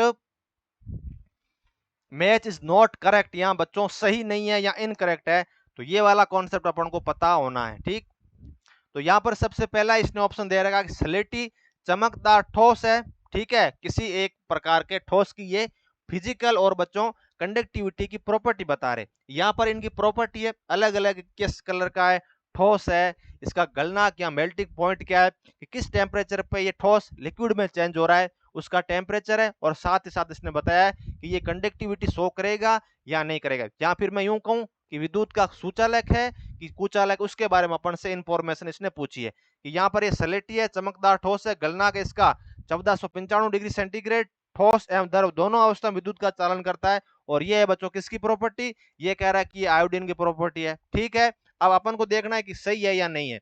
अत्यंत कठोर है, काला ठोस है, 2700 डिग्री सेंटीग्रेड टेम्परेचर पर ऊर्ध्वपातन करता है, और यह सिलिकॉन कार्बाइड है। और तीसरा ऑप्शन ये कह रहा है कि सफेद ठोस है और इसका गलनांक है 1613 डिग्री सेंटीग्रेड, और द्रव अवस्था में विद्युत का चालन करता है परंतु ठोस में नहीं, और ये होता है बच्चों LiCl, लिथियम क्लोराइड। ये व्हाइट सॉलिड है, melting at 613 kelvin degree centigrade temperature पे। Solid is not but liquid is electrically conducting. ठीक है, ये लिथियम क्लोराइड की। फोर्थ ये कह रहा है एक येलो सॉलिड है, येलो कलर का सॉलिड है, with A characteristics order having a melting point 120 degree centigrade, और ये बच्चों अपने पास है CHI3 का। ये बच्चों कुछ प्रॉपर्टी दे रखी है। अब प्यारे बच्चों अपन को पता है कि ये इसमें जो है पहला वाला ऑप्शन गलत है। पहला वाला ऑप्शन इसलिए गलत है क्योंकि कोई भी ठोस जो है प्यारे बच्चों, वो अपन कह सकते हैं कि लिक्विड अवस्था में और मोल्टन स्टेट में तो विद्युत का चालन करता है, लेकिन ठोस अवस्था में प्यारे बच्चों वो जो है जनरली विद्युत का चालन नहीं करता। कौन बच्चों, आयोडीन। तो आयोडीन प्यारे बच्चों इंसुलेटर की भांति व्यवहार करता है, इसलिए पहला ऑप्शन गलत हो जाएगा। दूसरा दूसरा सर ये है कि इसका जो मेल्टिंग पॉइंट है प्यारे बच्चों, वो इतना नहीं होकर के लगभग 114 डिग्री सेंटीग्रेड के समथिंग रहता है, इसलिए ये वाला भी गलत हो गया। दूसरा ये सर इंसुलेटर होता है या बच्चों कुचालक की भांति व्यवहार करता है, या फिर इसको मैं यूं कह सकता हूं कि सर ये मेरा कुचालक होता है, विद्युत का चालन नहीं कर सकता, इसलिए प्यारे बच्चों ये पहला ऑप्शन जो है मेरा गलत हो जाएगा, और यही अपन से पूछा है। ठीक है, अब सर आप लोगों के दिमाग में ये क्वेश्चन आ रहा होगा, सर ये सारी इनकी प्रॉपर्टी याद करनी है क्या? नहीं प्यारे बच्चों, आपको याद नहीं करनी है। इस क्वेश्चन को थोड़ा बहुत देख लेना, क्योंकि प्रीवियस ईयर क्वेश्चन है जो रिपीट हो सकता है। ठीक है, बाकी वालों क्वेश्चनों को बच्चों आप लोगों को ज्यादा माइंड नहीं लेना है। आप सिंपल इतना समझिए कि आयोडीन ठोस में विद्युत का चालन कैसे कर सकता है, जो प्रैक्टिकली पॉसिबल नहीं है। सिंपल दिमाग लगाना था, सिंपल इलेक्ट्रोकेमिस्ट्री के कॉन्सेप्ट को यूज करते हुए इसको बच्चों डिटेल में समझना था, और ये इतना समझ लिया है तो बच्चों क्वेश्चन आपके लिए इजी बन जाता था कि लिक्विड में या मोल्टन स्टेट में, और बच्चों सॉलिड स्टेट में तो कर ही नहीं सकता, इसीलिए विद्युत का चालन इंसुलेटर की भांति व्यवहार करेगा। और इसने मोल्टिंग पॉइंट भी गलत दे रखा था, इसका 114 डिग्री सेंटीग्रेड होता है, इसलिए बच्चों ए ऑप्शन इसका सही हो जाएगा। अगला क्वेश्चन है कि which of the compound show both Schottky as well as Frenkel defect, कि निम्न में से कौन सा शॉर्टकी व फ्रैंकल दोनों दोष प्रकट करता है। तो प्यारे बच्चों यदि मैं आप लोगों से कुछ एग्जांपल की बात करूं तो शॉर्टकी डिफेक्ट और फ्रैंकल डिफेक्ट प्रदर्शित कौन कौन करते हैं। तो यहां पर है मेरे पास शॉर्टकी डिफेक्ट। इस शॉर्टकी दोष को प्रदर्शित करने वाले यदि मैं एग्जांपल की यहां पे बात करूं, अब होते क्या है इनको बच्चों अपन लोग डिटेल में पढ़ेंगे जब थ्योरी एनालिसिस करेंगे तब। शॉर्टकी में मेरे पास सबसे पहले आ जाएगा NaCl, और फिर आ जाएगा सीजियम क्लोराइड, दूसरा आ जाएगा प्यारे बच्चों Ag अपने पास, Br आ जाएगा, और आ जाएगा NaI आ जाएगा। ठीक है, इस तरह के जो भी कंपाउंड मेरे पास आयोनिक, वो शॉर्टकी डिफेक्ट या शॉर्टकी दोष प्रदर्शित करेंगे। दूसरा है अपने पास प्यारे बच्चों, वो है सर मेरे पास फ्रैंकल डिफेक्ट। यहां पर मैं लिख सकता हूं पहला तो ये, सेकंड है मेरे पास फ्रैंकल डिफेक्ट। क्या है बच्चों, सर मेरे पास है फ्रैंकल डिफेक्ट, फ्रैंकल डिफेक्ट है। इस फ्रैंकल डिफेक्ट के यदि मैं दोष की बात करूं तो ये एग्जांपल आता है प्यारे बच्चों अपने पास, सबसे पहले आ जाएगा AgBr के लिए, दूसरा आ जाएगा सर AgI के लिए, AgCl के लिए, और जिंक सल्फाइड के लिए। तो दोनों में कॉमन क्या है सर, एक में कॉमन है AgBr है, और यहाँ पर भी प्यारे बच्चों मेरे पास जो कॉमन है वो भी Ag और Br है, इसीलिए ये दोनों में प्रदर्शित करेगा किसमें सर, AgBr जो है वो सिल्वर ब्रोमाइड जो है दोनों ही दोष प्रदर्शित करता है, शॉर्ट की भी दर्शाता है और फ्रैंकल भी दर्शाता है। इसलिए ये वाला कॉन्सेप्ट आप लोग हमेशा याद रखना, किसके कोरेस्पॉन्डिंग सर, AgBr के कोरेस्पॉन्डिंग ये दोनों ही दोष प्रदर्शित करता है। अब फ्रैंकल डिफेक्ट क्या है, शॉर्ट की डिफेक्ट क्या है, ये बच्चों जब थ्योरी पढ़ेंगे तब डिटेल से एनालिसिस करेंगे, कहीं कोई समस्या नहीं है।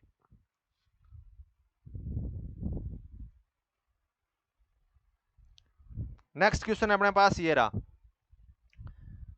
1.135 m solution of KBr in water could be prepared by dissolving, कि मुझे KBr का 1.135 विलियन बनाया जा सकता है किसको मिलाने पर। सबसे पहले प्यारे बच्चों ये समझिए कि अपने पास इसने कंसंट्रेशन दे रखी है स्टूडेंट्स, वो दे रखी है 1.135 स्मॉल एम, और ये स्मॉल एम किसको रिप्रेजेंट कर रहा है सर? स्मॉल एम प्यारे बच्चों मुझे रिप्रेजेंट करवा रहा है, ये सर दर्शा रहा है मेरे पास मोलेलिटी को, मोलेलिटी को दर्शा रहा है, यहां बच्चों मोललता को दर्शा रहा है, ठीक है, न कि मोलेरिटी को। मोलेरिटी कौन दर्शाता है सर? मोलेरिटी को दर्शाता है अपने पास कैपिटल एम।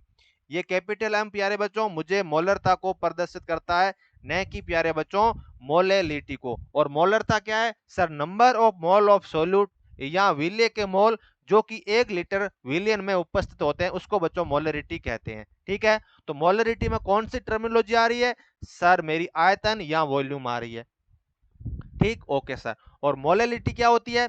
मोललता क्या है सर? मोललता है मेरे पास कि सोल्यूट के मोल या विलय के मोल जो उपस्थित रहते हैं 1 किलोग्राम विलायक में, तो विलायक का भार मैं यदि 1 किलोग्राम ले लूं तो उसमें नंबर ऑफ मोल कितने सोल्यूट के अवेलेबल है, यही प्यारे बच्चों मेरे मोललता होती है। तो स्टूडेंट्स मोललता क्या है सर? मोललता मेरे पास वो होती है जो विलायक का मैं भार लेता हूं। और मोलरता क्या है सर? मोलरता तब है जब विलयन का आयतन लिया जाता है। एक में तो है आयतन और दूसरे में है सर द्रव्यमान या भार है। अब प्यारे बच्चों यहां पर क्या पूछा है? यहां पर सर मोललता पूछी है, तो मोललता पूछिए तो मैं क्या प्रयोग में लूंगा? आयतन लूंगा या भार?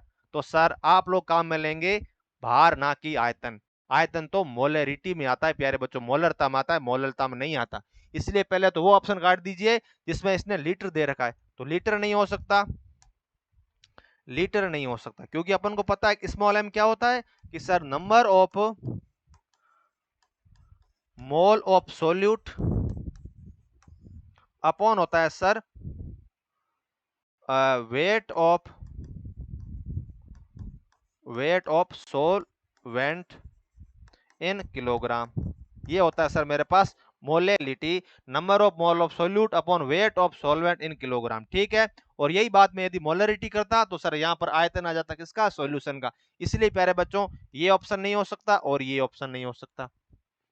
अपन से पूछा यह कि मैं यदि 1.135 का इस मोलरिटी का यदि मुझे सॉल्यूशन बनाना है प्यारे बच्चों, तो मैं इसके कितने मोल लूंगा? तो सर इसके मोल आपको लेने पड़ेंगे इतने 1.135 मोल तो यहां पर लेने पड़ेंगे, और सर इस सॉल्वेंट का आपको 1 किलोग्राम जो है वो बाहर लेना पड़ेगा। यदि एक में इसका भाग दे दिया जाए तो यही बच्चों आ जाएगा अपने पास आंसर।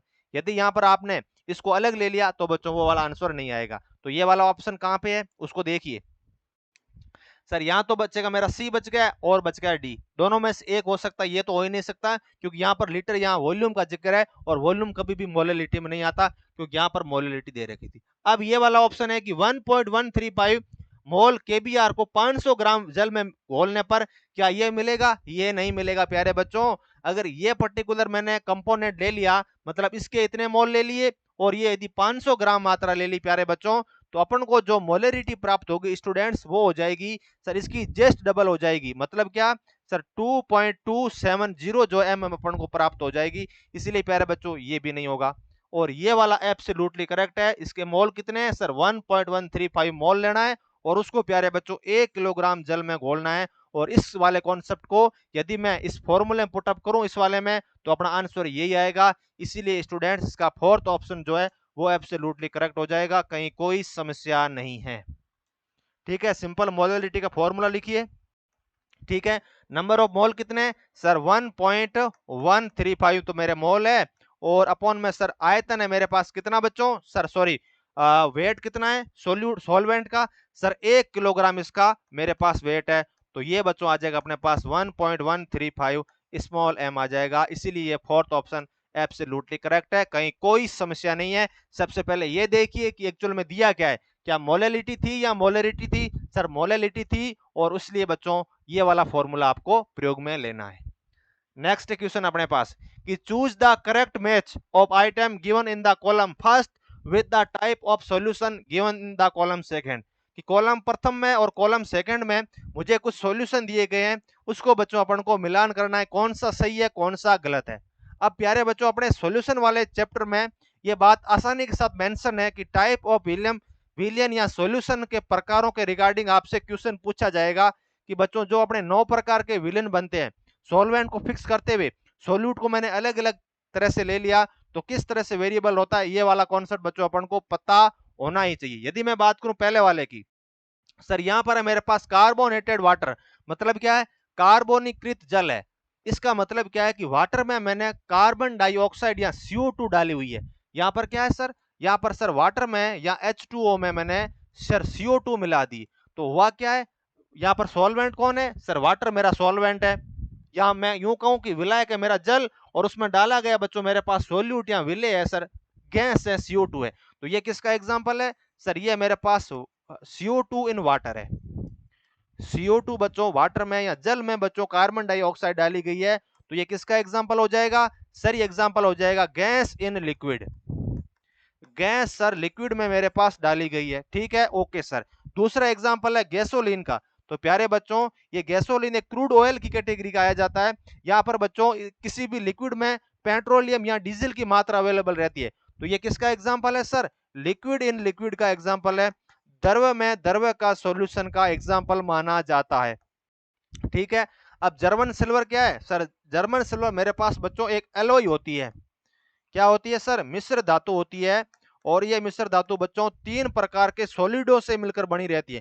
कौन कौन होते हैं सर, जर्मन सिल्वर में बच्चों, जर्मन सिल्वर नाम जरूर है लेकिन इसमें सिल्वर या एजी कहीं कोई जिक्र नहीं रहता है। इसमें 3 मेटल रहती है, एक तो कॉपर है, दूसरी है जिंक और तीसरी है बच्चों निकल। और ये तीनों ही बच्चों सॉलिड होने की वजह से ये मेरा एब्सोल्युटली करेक्ट हो जाएगा कि ये सॉल्यूशन है सॉलिड का, इन सॉलिड में ठोस का, ठोस में विलेन है, इसलिए थर्ड ऑप्शन जो है वो एब्सोल्युटली करेक्ट हो जाएगा।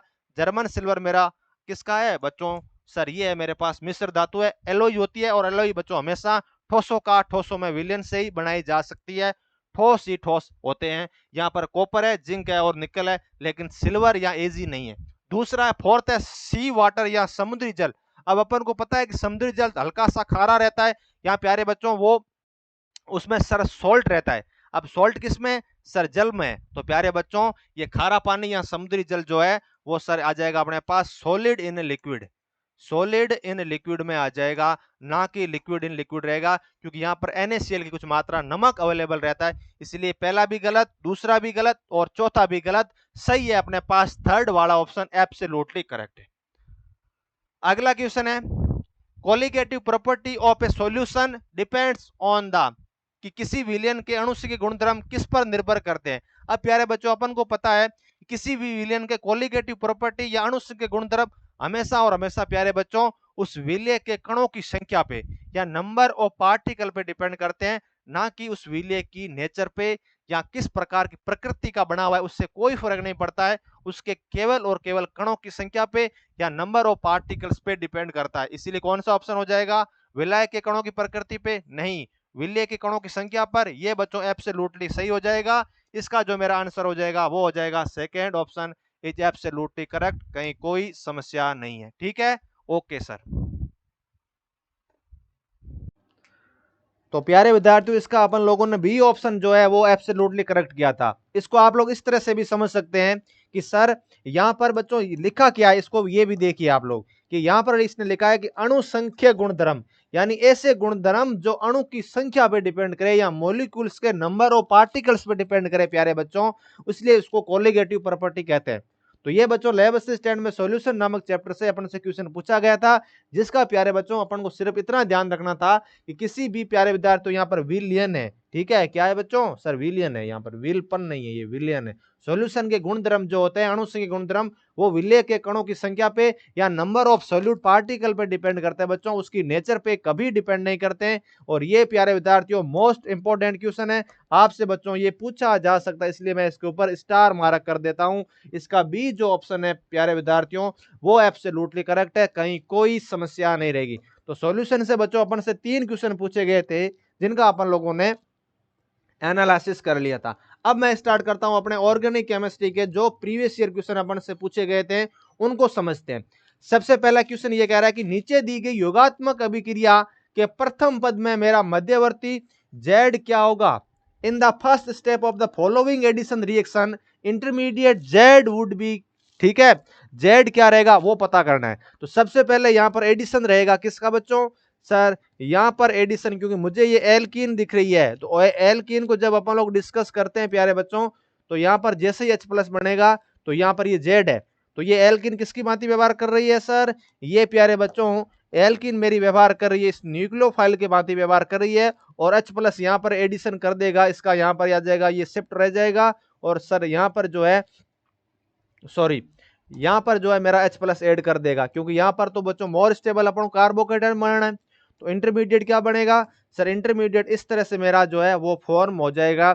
यहाँ पर तो नेगेटिव चार्ज था, और नेगेटिव चार्ज इस पॉजिटिव चार्ज को, ये है मेरे पास इलेक्ट्रोफाइल, और नेगेटिव चार्ज इस इलेक्ट्रोफाइल पे अटैक करके, और सर जो है यहाँ पर तो बच्चों ये मेरा H आ जाएगा, और इधर प्यारे विद्यार्थियों मेरा कार्बोकेटाइन का है उसका फॉर्मेशन हो चुका है। क्या बन चुका है सर, मेरे पास प्यारे बच्चों कार्बोकेटाइन का फॉर्मेशन हो चुका है। और जैसे ही प्यारे बच्चों यहाँ पर कार्बोकेटाइन फॉर्मेशन हो चुका है, तो इंटरमीडिएट क्या बना बच्चों, सर इंटरमीडिएट सबसे पहले तो मैं इंटरमीडिएट को यदि आप लोगों से डिस्कस करने का प्रयास करूं प्यारे बच्चों, तो यहाँ पर है सर मेरे पास कार्बोकेटाइन या कार्बोधनायन इंटरमीडिएट बन चुका है, क्योंकि इसके ऊपर पॉजिटिव चार्ज आया है, इसलिए वो ऑप्शन तो सबसे पहले काट दीजिए जिसमें कार्ब एनायन दे रखा है। तो यहाँ पर कार्ब एनायन है और यहाँ पर कार्ब एनायन है, इसीलिए प्यारे विद्यार्थियों ऑप्शन जो है मेरा थर्ड नहीं हो सकता और फोर्थ नहीं हो सकता। यहाँ तो 2 नंबर रहेगा, यहाँ 1 नंबर रहेगा, क्योंकि एक में बच्चों कार्बोकेटाइन है और उसी में बच्चों कार्बोकेटाइन अपन से बताया गया है। अब इसको इस तरह से समझते हैं कि एक्चुअल में इस कार्बोकेटाइन की मेरे पास नेचर क्या है, इसकी प्रकृति क्या है। सर ये कार्बोकेटाइन इस कार्बन पे है, और ये कार्बन सर एक इस कार्बन से जुड़ा हुआ है, दूसरा सर कार्बन ये, या फिर मैं इसको यूं लिख सकता हूं कि यहाँ पर प्यारे बच्चों CH3 है, सर यहाँ पर CH है, और यहाँ पर भी बच्चों CH3 है, और इनके ऊपर सर पॉजिटिव चार्ज है, क्योंकि पॉजिटिव चार्ज कंटेन करने वाला कार्बन एटम अन्य 2 कार्बन परमाणु से जुड़ा हुआ है प्यारे बच्चों, इसीलिए इसकी नेचर जो है वो मेरे पास कैसी होगी सर, इसकी नेचर आ जाएगी मेरे पास सेकेंडरी आ जाएगी, या फिर मैं इसको द्वितीयक कार्बोकेटाइन कह सकता हूं, सेकेंडरी कार्बोकेटाइन या द्वितीयक कार्ब एनायन हो जाएगा, क्योंकि पास वाले 2 कार्बनों से जुड़ा हुआ है। ठीक है, तो कौन सा ऑप्शन सही होगा इसका, सर इसका सही ऑप्शन हो जाएगा secondary carbocation, option number 1 is correct for this particular question, कहीं कोई समस्या नहीं आनी चाहिए। ठीक है, ओके सर। नेक्स्ट क्वेश्चन है प्यारे बच्चों अपने पास ये रहा कि tautomerism is a special type of, कि चलावहता एक विशेष प्रकार की क्या होती है, क्या यह श्रृंखला समावहता है, त्रिविमीय है, स्थिति है, या क्रियात्मक समूह समावहता होती है। अब प्यारे बच्चों अपन को एक चीज अच्छे से पता है कि मेरे पास जो आइसोमेरिज्म रहती है समावहता होती है उसके 2 टाइप होते हैं। सबसे पहला टाइप रहता है प्यारे बच्चों स्ट्रक्चरल आइसोमेरिज्म या संरचनात्मक समावहता, और दूसरा टाइप रहता है प्यारे बच्चों अपने पास मैं कह सकता हूं कि सर स्टीरियो आइसोमेरिज्म, या फिर उसको कहते हैं कि सर त्रिविम समावहता। और इस स्ट्रक्चरल आइसोमेरिज्म अपने पास बहुत साइड रहते हैं, जैसे कौन कौन से, सबसे पहले पोजीशन हो गई, ठीक है, दूसरी होती प्यारे बच्चों अपने पास कौन कौन से सर, पोजीशन, पोजीशन के बाद जैसे यहाँ पर देख रखा है इसने chain isomers, tautomers, metamers, functional group isomerism, इस प्रकार की मेरे पास आइसोमेरिज्म रहती है, और उसका डिटेल से मैं एनालिसिस करता हूं। दूसरा सर त्रिविमीय या स्टीरियो आइसोमेरिज्म, जो अपने पास ज्योमेट्रिकल आइसोमेरिज्म रहती है, और सर ऑप्टिकल या सर प्रकाशिक समावहता होती है। ठीक है, अब यदि बात करें श्रृंखला समावहता की, तो श्रृंखला प्यारे बच्चों अपने पास ये मान लीजिए ये पहली एक श्रृंखला है, ठीक है, 4 कार्बन की एक लीनियर श्रृंखला है, और यदि इसी मैं को यहां पर ऐसे निरूपित कर सकता हूं, तो ये बच्चों मेरे पास एक श्रृंखला समावहता हो जाएगी। और ये बच्चों दोनों कंपाउंड जिनका मॉलिक्यूलर फॉर्मूला और मॉलिक्यूलर वेट बराबर है, लेकिन उनकी बच्चों बॉन्डिंग का सीक्वेंस है वो अलग अलग है, एक तो लीनियर थी, अब की बार बच्चों इसकी पोजीशन चेंज हो जाएगी, और इसको बच्चों चैन आइसोमर्स कहते हैं। इसको क्या कहते हैं सर, इनको चैन आइसोमर्स कहते हैं। ठीक है, ये वाला कॉन्सेप्ट तो ऑप्शन ए में हो जाएगा, इसमें कोई फंक्शनल ग्रुप बच्चों कुछ चेंज हुआ, कुछ भी नहीं चेंज हुआ। अब मैं आप लोगों से दूसरा केस डिस्कस करता हूं। अपने पास सेकेंड है, बी ऑप्शन है, ये वाला था ए ऑप्शन, बी वाला प्यारे बच्चों इस तरह से। स्थिति मतलब क्या है कि सर मान लीजिए इस कार्बन के मध्य ये डबल बॉन्ड जुड़ा हुआ है, ठीक है, 1 और 2 के मध्य अब की बार कार्बन डबल बॉन्ड कार्बन है, इसको मैंने इस तरह से चेंज कर दिया, और अब की बार ये बॉन्ड की पोजीशन चेंज कर दी, मतलब स्थिति चेंज कर दी।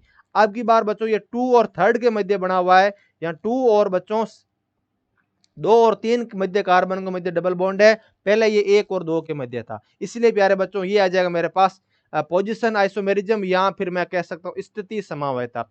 स्टीरियो आइसोमेरिज्म क्या रहती है सर? स्टीरियो आइसोमेरिज्म तो मेरे पास प्यारे बच्चों एक तो जीआई होती है और सर दूसरा रहता है मेरे पास ऑप्टिकल आइसोमेरिज्म। यहाँ जीआई को मैं ज्योमेट्रिकल आइसोमेरिज्म क्या कह सकता हूँ सर? सिस। या मेरे पास प्यारे बच्चों ट्रांस होती है। ये दो फॉर्म रहती है इसके पास, ठीक है। अब बढ़ते हैं फंक्शनल ग्रुप आइसोमेरिज्म, ये क्या होती है?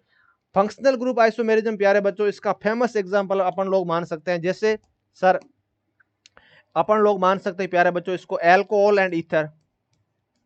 एल्कोहल एंड सर ईथर जो है वो मेरे पास फंक्शनल ग्रुप आइसोमेरिज्म शो करते हैं। दूसरे प्यारे बच्चों अपने पास एल्डिहाइड एंड कीटोन जो होते हैं वो सर फंक्शनल ग्रुप आइसोमेरिज्म मेरे पास रहते हैं। इस तरह से फंक्शनल ग्रुप आइसोमेरिज्म के ये एग्जांपल होते हैं। अब टोटोमर्स क्या है, चलावयता बच्चों किस तरह से होती है उसको समझते हैं। एक मैं आप लोगों से एग्जांपल डिस्कस करने का प्रयास करता हूं, उसके समझते हुए अपन लोग चलावयता को समझेंगे। ये बच्चों है मेरे पास टोटोमेरिज्म क्या है उसको समझते हैं। मान लीजिए कि मेरे पास ये कंपाउंड है कि एक CH3 है और sir C double bond O और सर CH यहां पर 3 है और ये बच्चों इसका हाइड्रोजन होगा क्या कि सर होगा ये कि यह बच्चों इधर चला जाए और ये वाला बॉन्ड इधर चला जाए और ये बच्चों हाइड्रोजन को ले ले, तो ये इस तरह से कुछ निरूपित हो जाएगा कि सर CH3 और कार्बन है, O और H है और सर डबल बॉन्ड है मेरे पास और सर CH2 है। तो यहां पर प्यारे बच्चों मेरे पास फंक्शनल ग्रुप था सर कीटोनिक फंक्शनल ग्रुप था। क्या था सर? एक वाले कंपाउंड में तो सर कीटोनिक फंक्शनल ग्रुप था और दूसरे वाले में सर मेरे पास एक तो एल्कोहलिक है और यहां पर बच्चों कार्बन डबल बॉन्ड कार्बन बन चुका है। इसको कहते हैं प्यारे बच्चों क्या सर? इसको कहते हैं इनोल। मतलब क्या है? इन कार्बन डबल बॉन्ड कार्बन और OL ये OH फंक्शनल ग्रुप अवेलेबल है।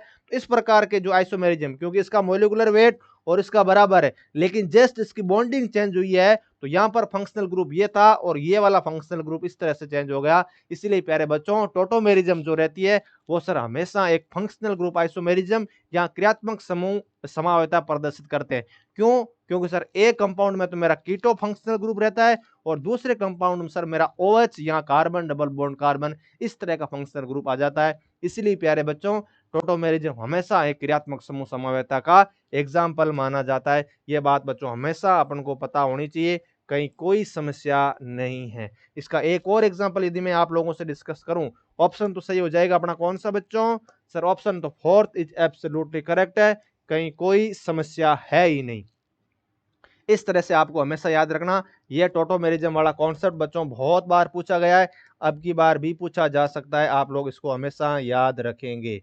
ठीक है, टोटोमेरिज्म इस तरह से प्रदर्शित किया, ये हाइड्रोजन इधर गया, ये नेगेटिव चार्ज यहाँ पे आ जाएगा और नेगेटिव चार्ज इस H को ले लेगा। इस तरह जब थ्योरी पढ़ेंगे तो और इसको डिटेल में समझेंगे। नेक्स्ट है मेरे पास क्वेश्चन ये रहा, the following reaction is a type of, कि निम्न अभिक्रिया किसका बच्चों उदाहरण माना जाता है, इसको समझने का प्रयास करते हैं। एक्चुअल में ये रिएक्शन क्या है कि सर मेरे पास एक एल्किल हैलाइड है, क्या है सर? एल्किल हैलाइड है और प्यारे बच्चों इस एल्किल हैलाइड को मैं आप लोगों से यदि डिस्कस करने का प्रयास करूं प्यारे बच्चों, तो ये आ जाएगा अपने पास इस तरह से कुछ कि सर CH3 है, यहां पर बच्चों CH2 है और ये मेरे पास Br है। हुआ क्या सर? हुआ ये बच्चों की एक्वस इस KOH ने रिएक्शन करी और मेरा और प्यारे बच्चों प्रोडक्ट क्या बन गया सर? यहां पर बच्चों मेरा प्रोडक्ट बना इस रिएक्शन के होने के परिणाम स्वरूप, उसको मैं यहां पर लिखने का प्रयास करूं यदि, तो वो सर यहां पर बन चुका है CH3 है, अब की बार CH2 के साथ जुड़ा हुआ है सर OH और प्लस में बच्चों बन गया है KBr। ठीक है, तो हुआ क्या है सर? हुआ बच्चों ये है कि यहां पर CH3 CH2 के साथ कौन जुड़ा हुआ था सर? Br जुड़ा हुआ था। अब की बार यहां पर कौन जुड़ा हुआ है? यहां पर बच्चों OH ग्रुप जुड़ा हुआ है। तो कहीं ना कहीं इस पोटेशियम प्लस और OH माइनस में से इस OH माइनस ने इस कार्बन पे आक्रमण किया होगा, अटैक किया होगा और इस Br को बाहर निकाल दिया होगा और पोटेशियम प्लस और Br माइनस जो है यहां से Br माइनस निकला होगा और सर इस Br माइनस ने इस पोटेशियम के साथ बॉन्ड बना लिया होगा, लेकिन अटैक किसने किया? आक्रमण इस कार्बन पे किसने किया सर? इस OH माइनस ने किया। तो OH माइनस किस प्रकृति का है सर? न्यूक्लियोफाइल है, क्योंकि इसकी सर इलेक्ट्रॉन डेंसिटी ज्यादा है। इसके पास प्यारे विद्यार्थियों इलेक्ट्रॉन डेंसिटी ज्यादा होने की वजह से ये जो OH माइनस जो है इस कार्बन पे अटैक करेगा, इस Br को बाहर निकाल देगा और CH3 CH2 OH मेरा जो है वो कंपाउंड बन जाएगा। तो अटैक किसने किया सर, न्यूक्लियोफाइल ने या OH माइनस ने अटैक किया। किया क्या सर, इस Br को बाहर निकाल दिया, Br माइनस को प्रतिस्थापित कर दिया। तो कौन सी रिएक्शन हो जाएगी सर, न्यूक्लियोफिलिक सब्स्टिट्यूशन रिएक्शन संभव हो जाएगी, क्योंकि न्यूक्लियोफाइल जो अटैक कर रहा है और सब्स्टिट्यूट किसको कर रहा है सर, Br को कर रहा है। इसलिए प्यारे बच्चों इसका जो मेरा ऑप्शन सही हो जाएगा वो हो जाएगा sir second option is absolutely correct, कहीं कोई समस्या नहीं है। ठीक है, ओके सर। इसलिए बच्चों मैं इसका सेकेंड ऑप्शन जो है वो सही कर दूंगा, nucleophilic substitution reaction is correct option. योगात्मक अभिक्रिया, योगात्मक अभिक्रिया क्या होती है सर, दो एटम जो है किसी भी अनसैचुरेशन मोइटी से जुड़ते हैं, एडिशन होते हैं, उनका एड होते हैं, वो जुड़ते हैं, तब योगात्मक रिएक्शन होती है। ठीक है, और नाभिक से नहीं प्रतिस्थापन का मतलब क्या है कि नाभिक जो है वो बच्चों न्यूक्लियोफाइल जो होता है वो अटैक करता है पहले और प्रतिस्थापित करता दूसरे एलिमेंट, उसको नाभिक से नहीं प्रतिस्थापन कहते हैं। तीसरा क्या है सर, इलेक्ट्रॉन से नहीं प्रतिस्थापन, मतलब यहां पर यदि कोई इलेक्ट्रोफाइल या पोटेशियम प्लस या इसकी जगह H+ अटैक करता तो वो इलेक्ट्रॉन से नहीं प्रतिस्थापन हो जाती। दूसरी है मुक्त मूलक प्रतिस्थापन अभिक्रिया, यदि किसी फ्री रेडिकल के द्वारा या H+ ने होगा H फ्री रेडिकल, इस तरह से बच्चों फ्री रेडिकल बनते हैं ना अपने पास मुक्त मूलक, ये Cl फ्री रेडिकल बन गया, Br फ्री रेडिकल बन गया, और ये यदि रिएक्शन पार्टिसिपेट करते हैं उनको बच्चों मुक्त मूलक प्रतिस्थापन अभिक्रिया कहते हैं। लेकिन इस रिएक्शन में Br माइनस ने OH माइनस ने इस Br को हटाया और उसकी जगह खुद आ गया, मतलब प्रतिस्थापन किया किसने, न्यूक्लियस ने, इसलिए एग्जाम्पल हो जाएगा न्यूक्लियोफिलिक सब्स्टिट्यूशन रिएक्शन। नेक्स्ट है प्यारे बच्चों मेरे पास ये वाला क्वेश्चन बहुत शानदार है कि यहां पर कह रहा है कि benzoic acid react with A and phenol react with B to form benzene A and B respectively यार, कि बेंजोइक अम्ल जो होता है वो ए के साथ क्रिया करके और फिनोल जो है बी के साथ रिएक्शन करके बेंजीन का निर्माण करते हैं।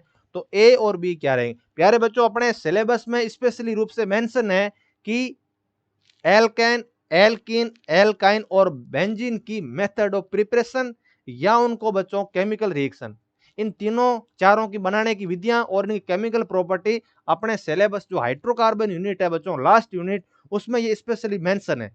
तो ये प्यारे बच्चों बेंजीन की बनाने की विधियां हैं, एक तो बेंजोइक अम्ल का प्रयोग करते हुए, दूसरा फिनोल का यूज करते हुए मुझे ऑटोमेटिकली बेंजीन बनानी है। तो कैसे बनाते हैं उसको समझते हैं। सबसे पहले ऊपर मैं डिस्कशन करता हूं प्यारे बच्चों बेंजोइक एसिड की, क्योंकि अपन को पता है कि ये बेंजीन है, उसके ऊपर यदि C double bond OH group में लगा दो प्यारे बच्चों तो ये अपने पास बेंजोइक एसिड बन जाता है। इस बेंजोइक एसिड की रिएक्शन मुझे करवानी पड़ेगी, क्या करवानी पड़ेगी बच्चों, रिएक्शन सर करवानी पड़ेगी आपको किसके साथ, ये रिएक्शन करवानी पड़ेगी प्यारे बच्चों अपन को NaOH के साथ और साथ में होगा CaOH। तो इस दोनों के कॉम्बिनेशन को क्या कहते हैं सर, सोडियम हाइड्रोक्साइड और कैल्शियम ऑक्साइड की प्यारे बच्चों कॉम्बिनेशन को मैं कहता हूं सोडा लाइम। क्या कहते हैं बच्चों इसको सर, सोडा लाइम कहा जाता है। ये किस किस का को मिलकर बना होता है सर, ये मिलकर बना होता है प्यारे बच्चों सोडियम हाइड्रोक्साइड प्लस मेरे पास कैल्शियम ऑक्साइड से मिलकर बना होता है। ये होगा क्या होगा सर, यहाँ पे ये बच्चों इस तरह से ये बेंजीन है, यहां पर C double bond O negative और सर Na+ आ जाएगा मेरे पास। पर इसका बच्चों हाइड्रोलाइसिस करवा दिया जाए H2O और H+ की उपस्थिति में, तो यहां पर सर मेरे पास जो है वो सर बेंजीन बन जाएगी। यहां पर बच्चों इस बेंजीन का मेरा फॉर्मेशन हो जाएगा, कहीं कोई समस्या है ही नहीं, यहां पर बच्चों मेरी बेंजीन बन जाएगी। तो बेंजोइक एसिड के साथ किसने रिएक्शन की सर, बेंजोइक एसिड के साथ NaOH प्लस CaO ने की, जिसको सोडा लाइम कहते हैं। इसलिए सबसे पहला ऑप्शन तो कौन सा होगा सर, सोडा लाइम, ये रहा सोडा लाइम, ये रहा सोडा लाइम, इसलिए 2 नंबर नहीं हो सकता, और नहीं प्यारे बच्चों मेरे पास जो है वो 3 नंबर होगा, सोडा लाइम सोडा लाइम। ठीक है, अब देखते हैं फिनोल वाला case, case number 2।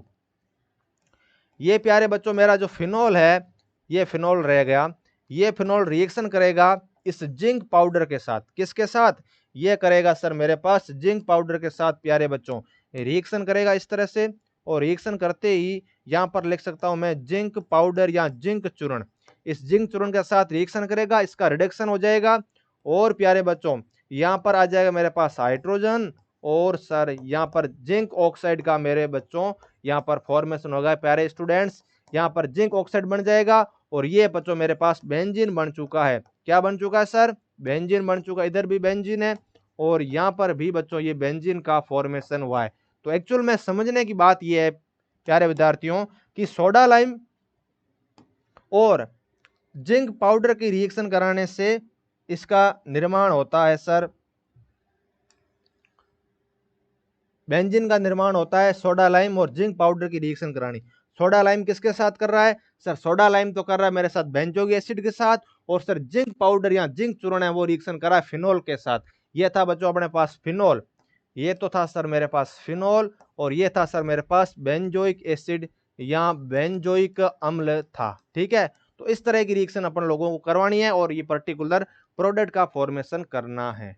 Next question है मेरे पास, an alkene on ozonolysis form acetone and formaldehyde, alkene would be, कि एक एल्कीन के ओजोनिक अपघटन से प्यारे बच्चों मेरे को एक एसीटोन मिल रहा है और दूसरा सर फॉर्मेल्डिहाइड मिल रहा है, तो प्राप्त होते हैं, तो एल्कीन क्या रहेगी? अब बच्चों अपन को पता है कि एल्कीन का जब अपन लोग ओजोनोलाइसिस या ओजोनिक अपघटन करवाते हैं तो प्यारे बच्चों अपन को जो प्रोडक्ट प्राप्त होते हैं वो सर कार्बोनाइल कंपाउंड, और यदि मैंने उसका ओजोनिक अपघटन करवाने के बाद H2O2 के साथ रिएक्शन करवा दी तो प्यारे बच्चों ये फर्दर ऑक्सीडाइज होकर के एसिडिक कंपाउंड का फॉर्मेशन कर देते हैं, एसिटिक एसिड या प्यारे बच्चों एसिटेल्डिहाइड नहीं बना करके एसिटिक अम्ल या फॉर्मिक एसिड का फॉर्मेशन कर देते हैं जब फर्दर उनका ऑक्सीडाइज करवाते हैं।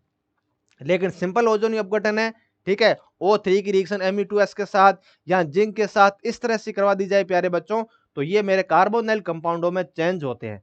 अब क्योंकि अपन को पता है एक कार्बोनिल कंपाउंड अपन को एसीटोन प्राप्त हो रहा है, ठीक है, ये एसीटोन है और प्लस मिल रहा है अपने पास फॉर्मेल्डिहाइड, ये होता है प्यारे बच्चों अपने पास फॉर्मेल्डिहाइड। ठीक है, ओके सर। अब यहां पर कितने कार्बन है सर? एक है, दो है, तीन है, चार कार्बन है। तो सबसे पहले प्यारे बच्चों उस प्रकार के मोइटी को देखिए कि जिसमें कार्बन जो है वो 5 कार्बन नहीं होने चाहिए, कार्बन होने चाहिए प्यारे बच्चों 4। तो यहां पर कितने कार्बन है सर? यहां पर है 4 कार्बन है, यहां पर भी 4 कार्बन, इसलिए ये वाला भी हो सकता है, ये वाला भी हो सकता है। दूसरा, यहां पर एक मिथाइल है और प्यारे बच्चों यहां पर ब्यूट है, मतलब 5 कार्बन है जो प्रैक्टिकली पॉसिबल नहीं है, इसलिए ये वाला भी नहीं हो सकता है, या बच्चों ये हो सकता है। ठीक है, रिएक्शन को मैकेनिज्म तो मैं समझा ही नहीं रहा, सिंपल बेसिक नॉलेज के द्वारा इस क्वेश्चन को सोल्व करते हैं। सबसे पहले अपन लोगों ने ये देखा कि अपन को भाई कार्बन 1 2 3 और 4 कार्बन चाहिए, और यहां पर बच्चों 5 कार्बन, इसलिए ये वाली मोइटी मेरी नहीं हो सकती। अब देखते हैं कि एक्चुअल में ये बना कैसे होगा प्यारे बच्चों। ये सर बना इसलिए होगा कि सर एक कार्बन पे मुझे सर 2 मिथाइल चाहिए। क्या चाहिए बच्चों? सर ये एक कार्बन है और इस कार्बन पे एक मिथाइल ये चाहिए, एक मिथाइल ये चाहिए। तो अपन को ये देखना है कि एक्चुअल में मुझे जो है वो ब्रांच एल्किन चाहिए होगी। कैसी चाहिए होगी सर? शाखित एल्किन चाहिए होगी, लीनियर एल्किन नहीं चाहिए, क्योंकि लीनियर एल्किन तो इस तरह की होती है, ये मान लीजिए एल्किन है मेरी और ये एल्किन लीनियर है, या ये एल्किन है सर, ये एल्किन मेरी सारी लीनियर है, या फिर मैं कह सकता हूं कि सर ये मेरी सारी की सारी प्यारे बच्चों रेखित है, लीनियर है, इसके बच्चों किसी तरह कोई ब्रांच नहीं है। मुझे क्या चाहिए सर? मुझे तो ब्रांच चाहिए। मुझे प्यारे बच्चों यहां पर ये मिथाइल चाहिए, यहां पर सर इस तरह का मुझे मिथाइल चाहिए, दो दो मिथाइल चाहिए, या इस कह सकता हूं कि यहाँ कार्बन डबल बॉन्ड कार्बन है, यहां पर बच्चों मिथाइल है और यहां पर मिथाइल है, मतलब मुझे ब्रांच्ड एल्किन चाहिए। कैसी एल्किन चाहिए सर? ब्रांच्ड एल्किन चाहिए, क्योंकि प्यारे बच्चों अपन को एसीटोन प्राप्त हो रहा है, यहाँ पर दो दो मिथाइल है, इसलिए अपन को कैसी एल्किन चाहिए? पहली बात तो कार्बन से द्वारा 3 ऑप्शन काट दीजिए। दूसरा, अपन लोगों ने ये देखा कि ये लीनियर नहीं है। यदि यहाँ पर ये प्यारे बच्चों अपने पास प्रोपेनोइन होता, उस तरह से यदि होता ना तो अलग कंडीशन रहती, लेकिन यहाँ पर जब एसीटोन है तो ये ब्रांच वाला है, लीनियर नहीं है, तो ब्रांच एल्किन देखिए कौन सी एल्किन ब्रांच्ड है।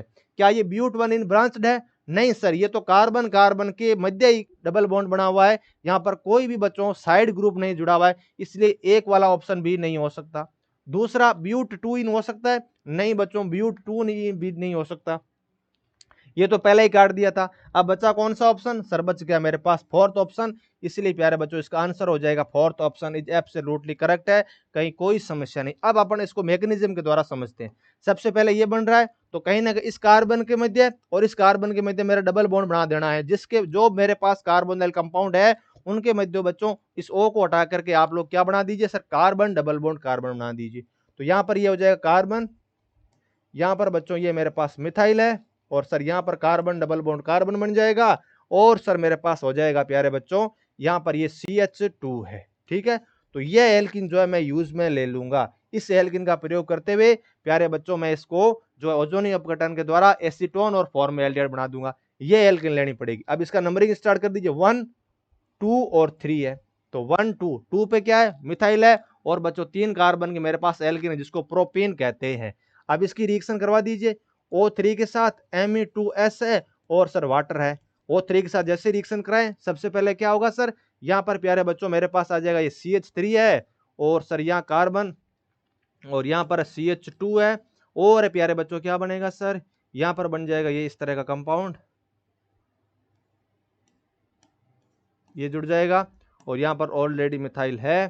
ठीक है, जैसे ऑलरेडी मिथाइल है प्यारे बच्चों, तो यहाँ पर इसका जैसे ही अपन लोग इसका जो डिसोसिएशन करेंगे, तो यहाँ पर क्या हो जाएगा बच्चों, यहाँ पर सर मेरे पास कंपाउंड बन जाएगा इस तरह से, ये CH3 है, यहाँ पर ऑक्सीजन डबल बॉन्ड O आ जाएगा।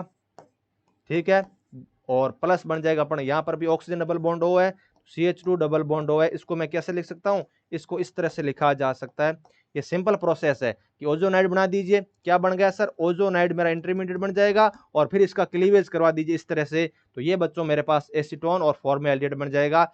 सिंपल, सबसे पहले कार्बन चेक कीजिए, जिसके कार्बन ज्यादा उसको काट दीजिए, जो थे वो 3 ऑप्शन बच गए। फिर अपन लोगों ने ये देखा कि एक्चुअल में ये तो ब्रांच चाहिए अपन को, साकित चाहिए, तो साकित सिर्फ और सिर्फ बच्चों अपन को किस में मिल रहा था सर, फोर्थ ऑप्शन मिल रहा था, बाकी वाले सारे एक लीनियर थे, नॉन ब्रांच थे, इसलिए बच्चों फोर्थ ऑप्शन इसका एब्सोल्युटली करेक्ट है, कहीं कोई समस्या नहीं है। अब बढ़ते हैं बच्चों अपन नेक्स्ट क्वेश्चन की तरफ। While the analysis of second group radicals H2S is passed in presence of HCl, why HNO3 and H2SO4 not used instead of HCl, कि जब मैं द्वितीयक समूह के मूलकों का विश्लेषण करते समय मैं HCl की उपस्थिति में H2S गैस प्रभावित की जा सकती है, लेकिन यहां पर HCl के स्थान पर HNO3 और H2SO4 का प्रयोग क्यों नहीं किया जा सकता। अब प्यारे बच्चों एक्चुअल में क्वेश्चन ये पूछ रहा है कि सेकेंड ग्रुप में या सेकेंड वर्ग में जो मेरे रेडिकल आते हैं, उन रेडिकलों का मुझे डिटेक्शन करना पड़ता है, क्योंकि अपने पास रेडिकल कैटायन होते हैं और एनायन रहते हैं, और उनका बच्चों परीक्षण ज्ञात करने के लिए मुझे H2S गैस का रिक्वायरमेंट होता है, और इस H2S गैस के साथ प्यारे बच्चों HCl जो है वो काम में लेते हैं, न कि HNO3 और H2SO4। इसका मुख्य कारण क्या है कि सबसे पहले आपने यदि HCl को नहीं लिया तो प्यारे बच्चों इसकी जो है वो इंप्योरिटी प्राप्त हो जाएगी, या फिर मैं यूं कहूं कि सेकेंड ग्रुप के साथ साथ जो सेकेंड ग्रुप में आने वाले मेटल है उसके साथ साथ थर्ड ग्रुप के मेटलों की इंप्योरिटी आ जाएगी और उनका डिटेक्शन अच्छे से नहीं हो पाएगा। ठीक है, और H2 गैस बच्चों उत्सर्जित नहीं रहेगी। दूसरा कारण यह कि HNO3 और H2SO4 एक स्ट्रॉन्ग ऑक्सीडाइजिंग एजेंट है। क्या है सर, ये स्ट्रॉन्ग ऑक्सीडाइजिंग एजेंट है प्यारे बच्चों, ये NO2 और SO3 गैस बाहर निकालते हैं, खुद का तो रिडक्शन करते हैं और सामने वाले का ऑक्सीडाइजिंग कर देंगे, और ये HNO3 और H2SO4 इस H2S गैस का क्या कर देंगे सर, ऑक्सीडेशन करके इसको प्यारे बच्चों H2S गैस का क्या कर देंगे सर, ऑक्सीडेशन कर देंगे, मेरे पास ऑक्सीडेशन कर देंगे, इसका ऑक्सीकरण कर देंगे। ठीक है, जैसे ही ऑक्सीकरण किया और खुद का क्या हो जाएगा, ये खुद बच्चों खुद का रिडक्शन कर देंगे, मेरे पास खुद का बच्चों अपचयन करके किस गैस का निर्माण कर देंगे सर, NO2 या सर SO3 गैस का निर्माण कर देंगे। इसलिए प्यारे बच्चों H2SO गैस बच्चों मेरी उत्सर्जित नहीं हो पाएगी, ये यहाँ से हाइड्रोजन को हटा देंगे और बच्चों मेरे पास सल्फाइड प्राप्त हो जाएगी, क्योंकि ये इसने बच्चों इसका ऑक्सीडेशन कर दिया है। इसलिए HCl जो है एक वीक ऑक्सीडाइजिंग एजेंट रहता है, यहाँ वो ऑक्सीडाइज नहीं कर सकता, लेकिन HNO3 और H2SO4 जो होते हैं एक स्ट्रॉन्ग ऑक्सीडाइजिंग एजेंट की भांति व्यवहार करेंगे, स्ट्रॉन्ग ऑक्सीडाइजिंग एजेंट की भांति व्यवहार करके और इस H2S में से H2 को हटा देंगे और सल्फाइड अपन को प्राप्त हो जाएगी और खुद का रिडक्शन कर लेंगे। लेकिन HCl इसके साथ बच्चों कोई रिएक्शन नहीं करके सिंपली जो है ग्रुप नंबर 2 में आने वाले जितने भी मेरे पास रेडिकल है उनका डिटेक्शन देते हैं।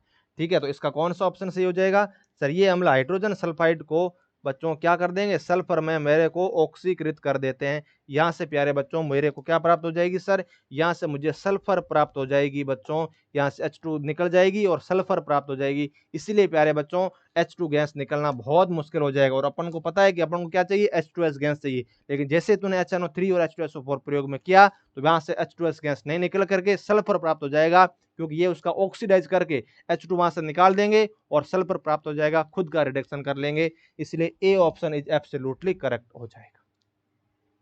नेक्स्ट है silicon are the polymers of silicon, the chain length of polymers can be controlled by adding, कि मेरे सिलिकॉन जो है वो सिलिकॉन के बहुलक होते हैं। ठीक है भाई, ओके सर, कि बहुलक की श्रृंखला की लंबाई को निम्न में से किससे मिला करके नियंत्रित किया जाता है। अब प्यारे बच्चों, एक होता है अपने पास सिलिकेट होता, एक सिलिकेट होता है, एक सर सिलिकॉन होता है मेरे पास। ये इस तरह से बच्चों मिलकर बने होते हैं। और इन दोनों में मेटल कौन सी रहती है सर, एलिमेंट कौन सा होता है, दोनों में सिलिकॉन होता है। अब सिलिकेट क्या होता है सर, सिलिकेट तो मेरे पास SiO4 माइनस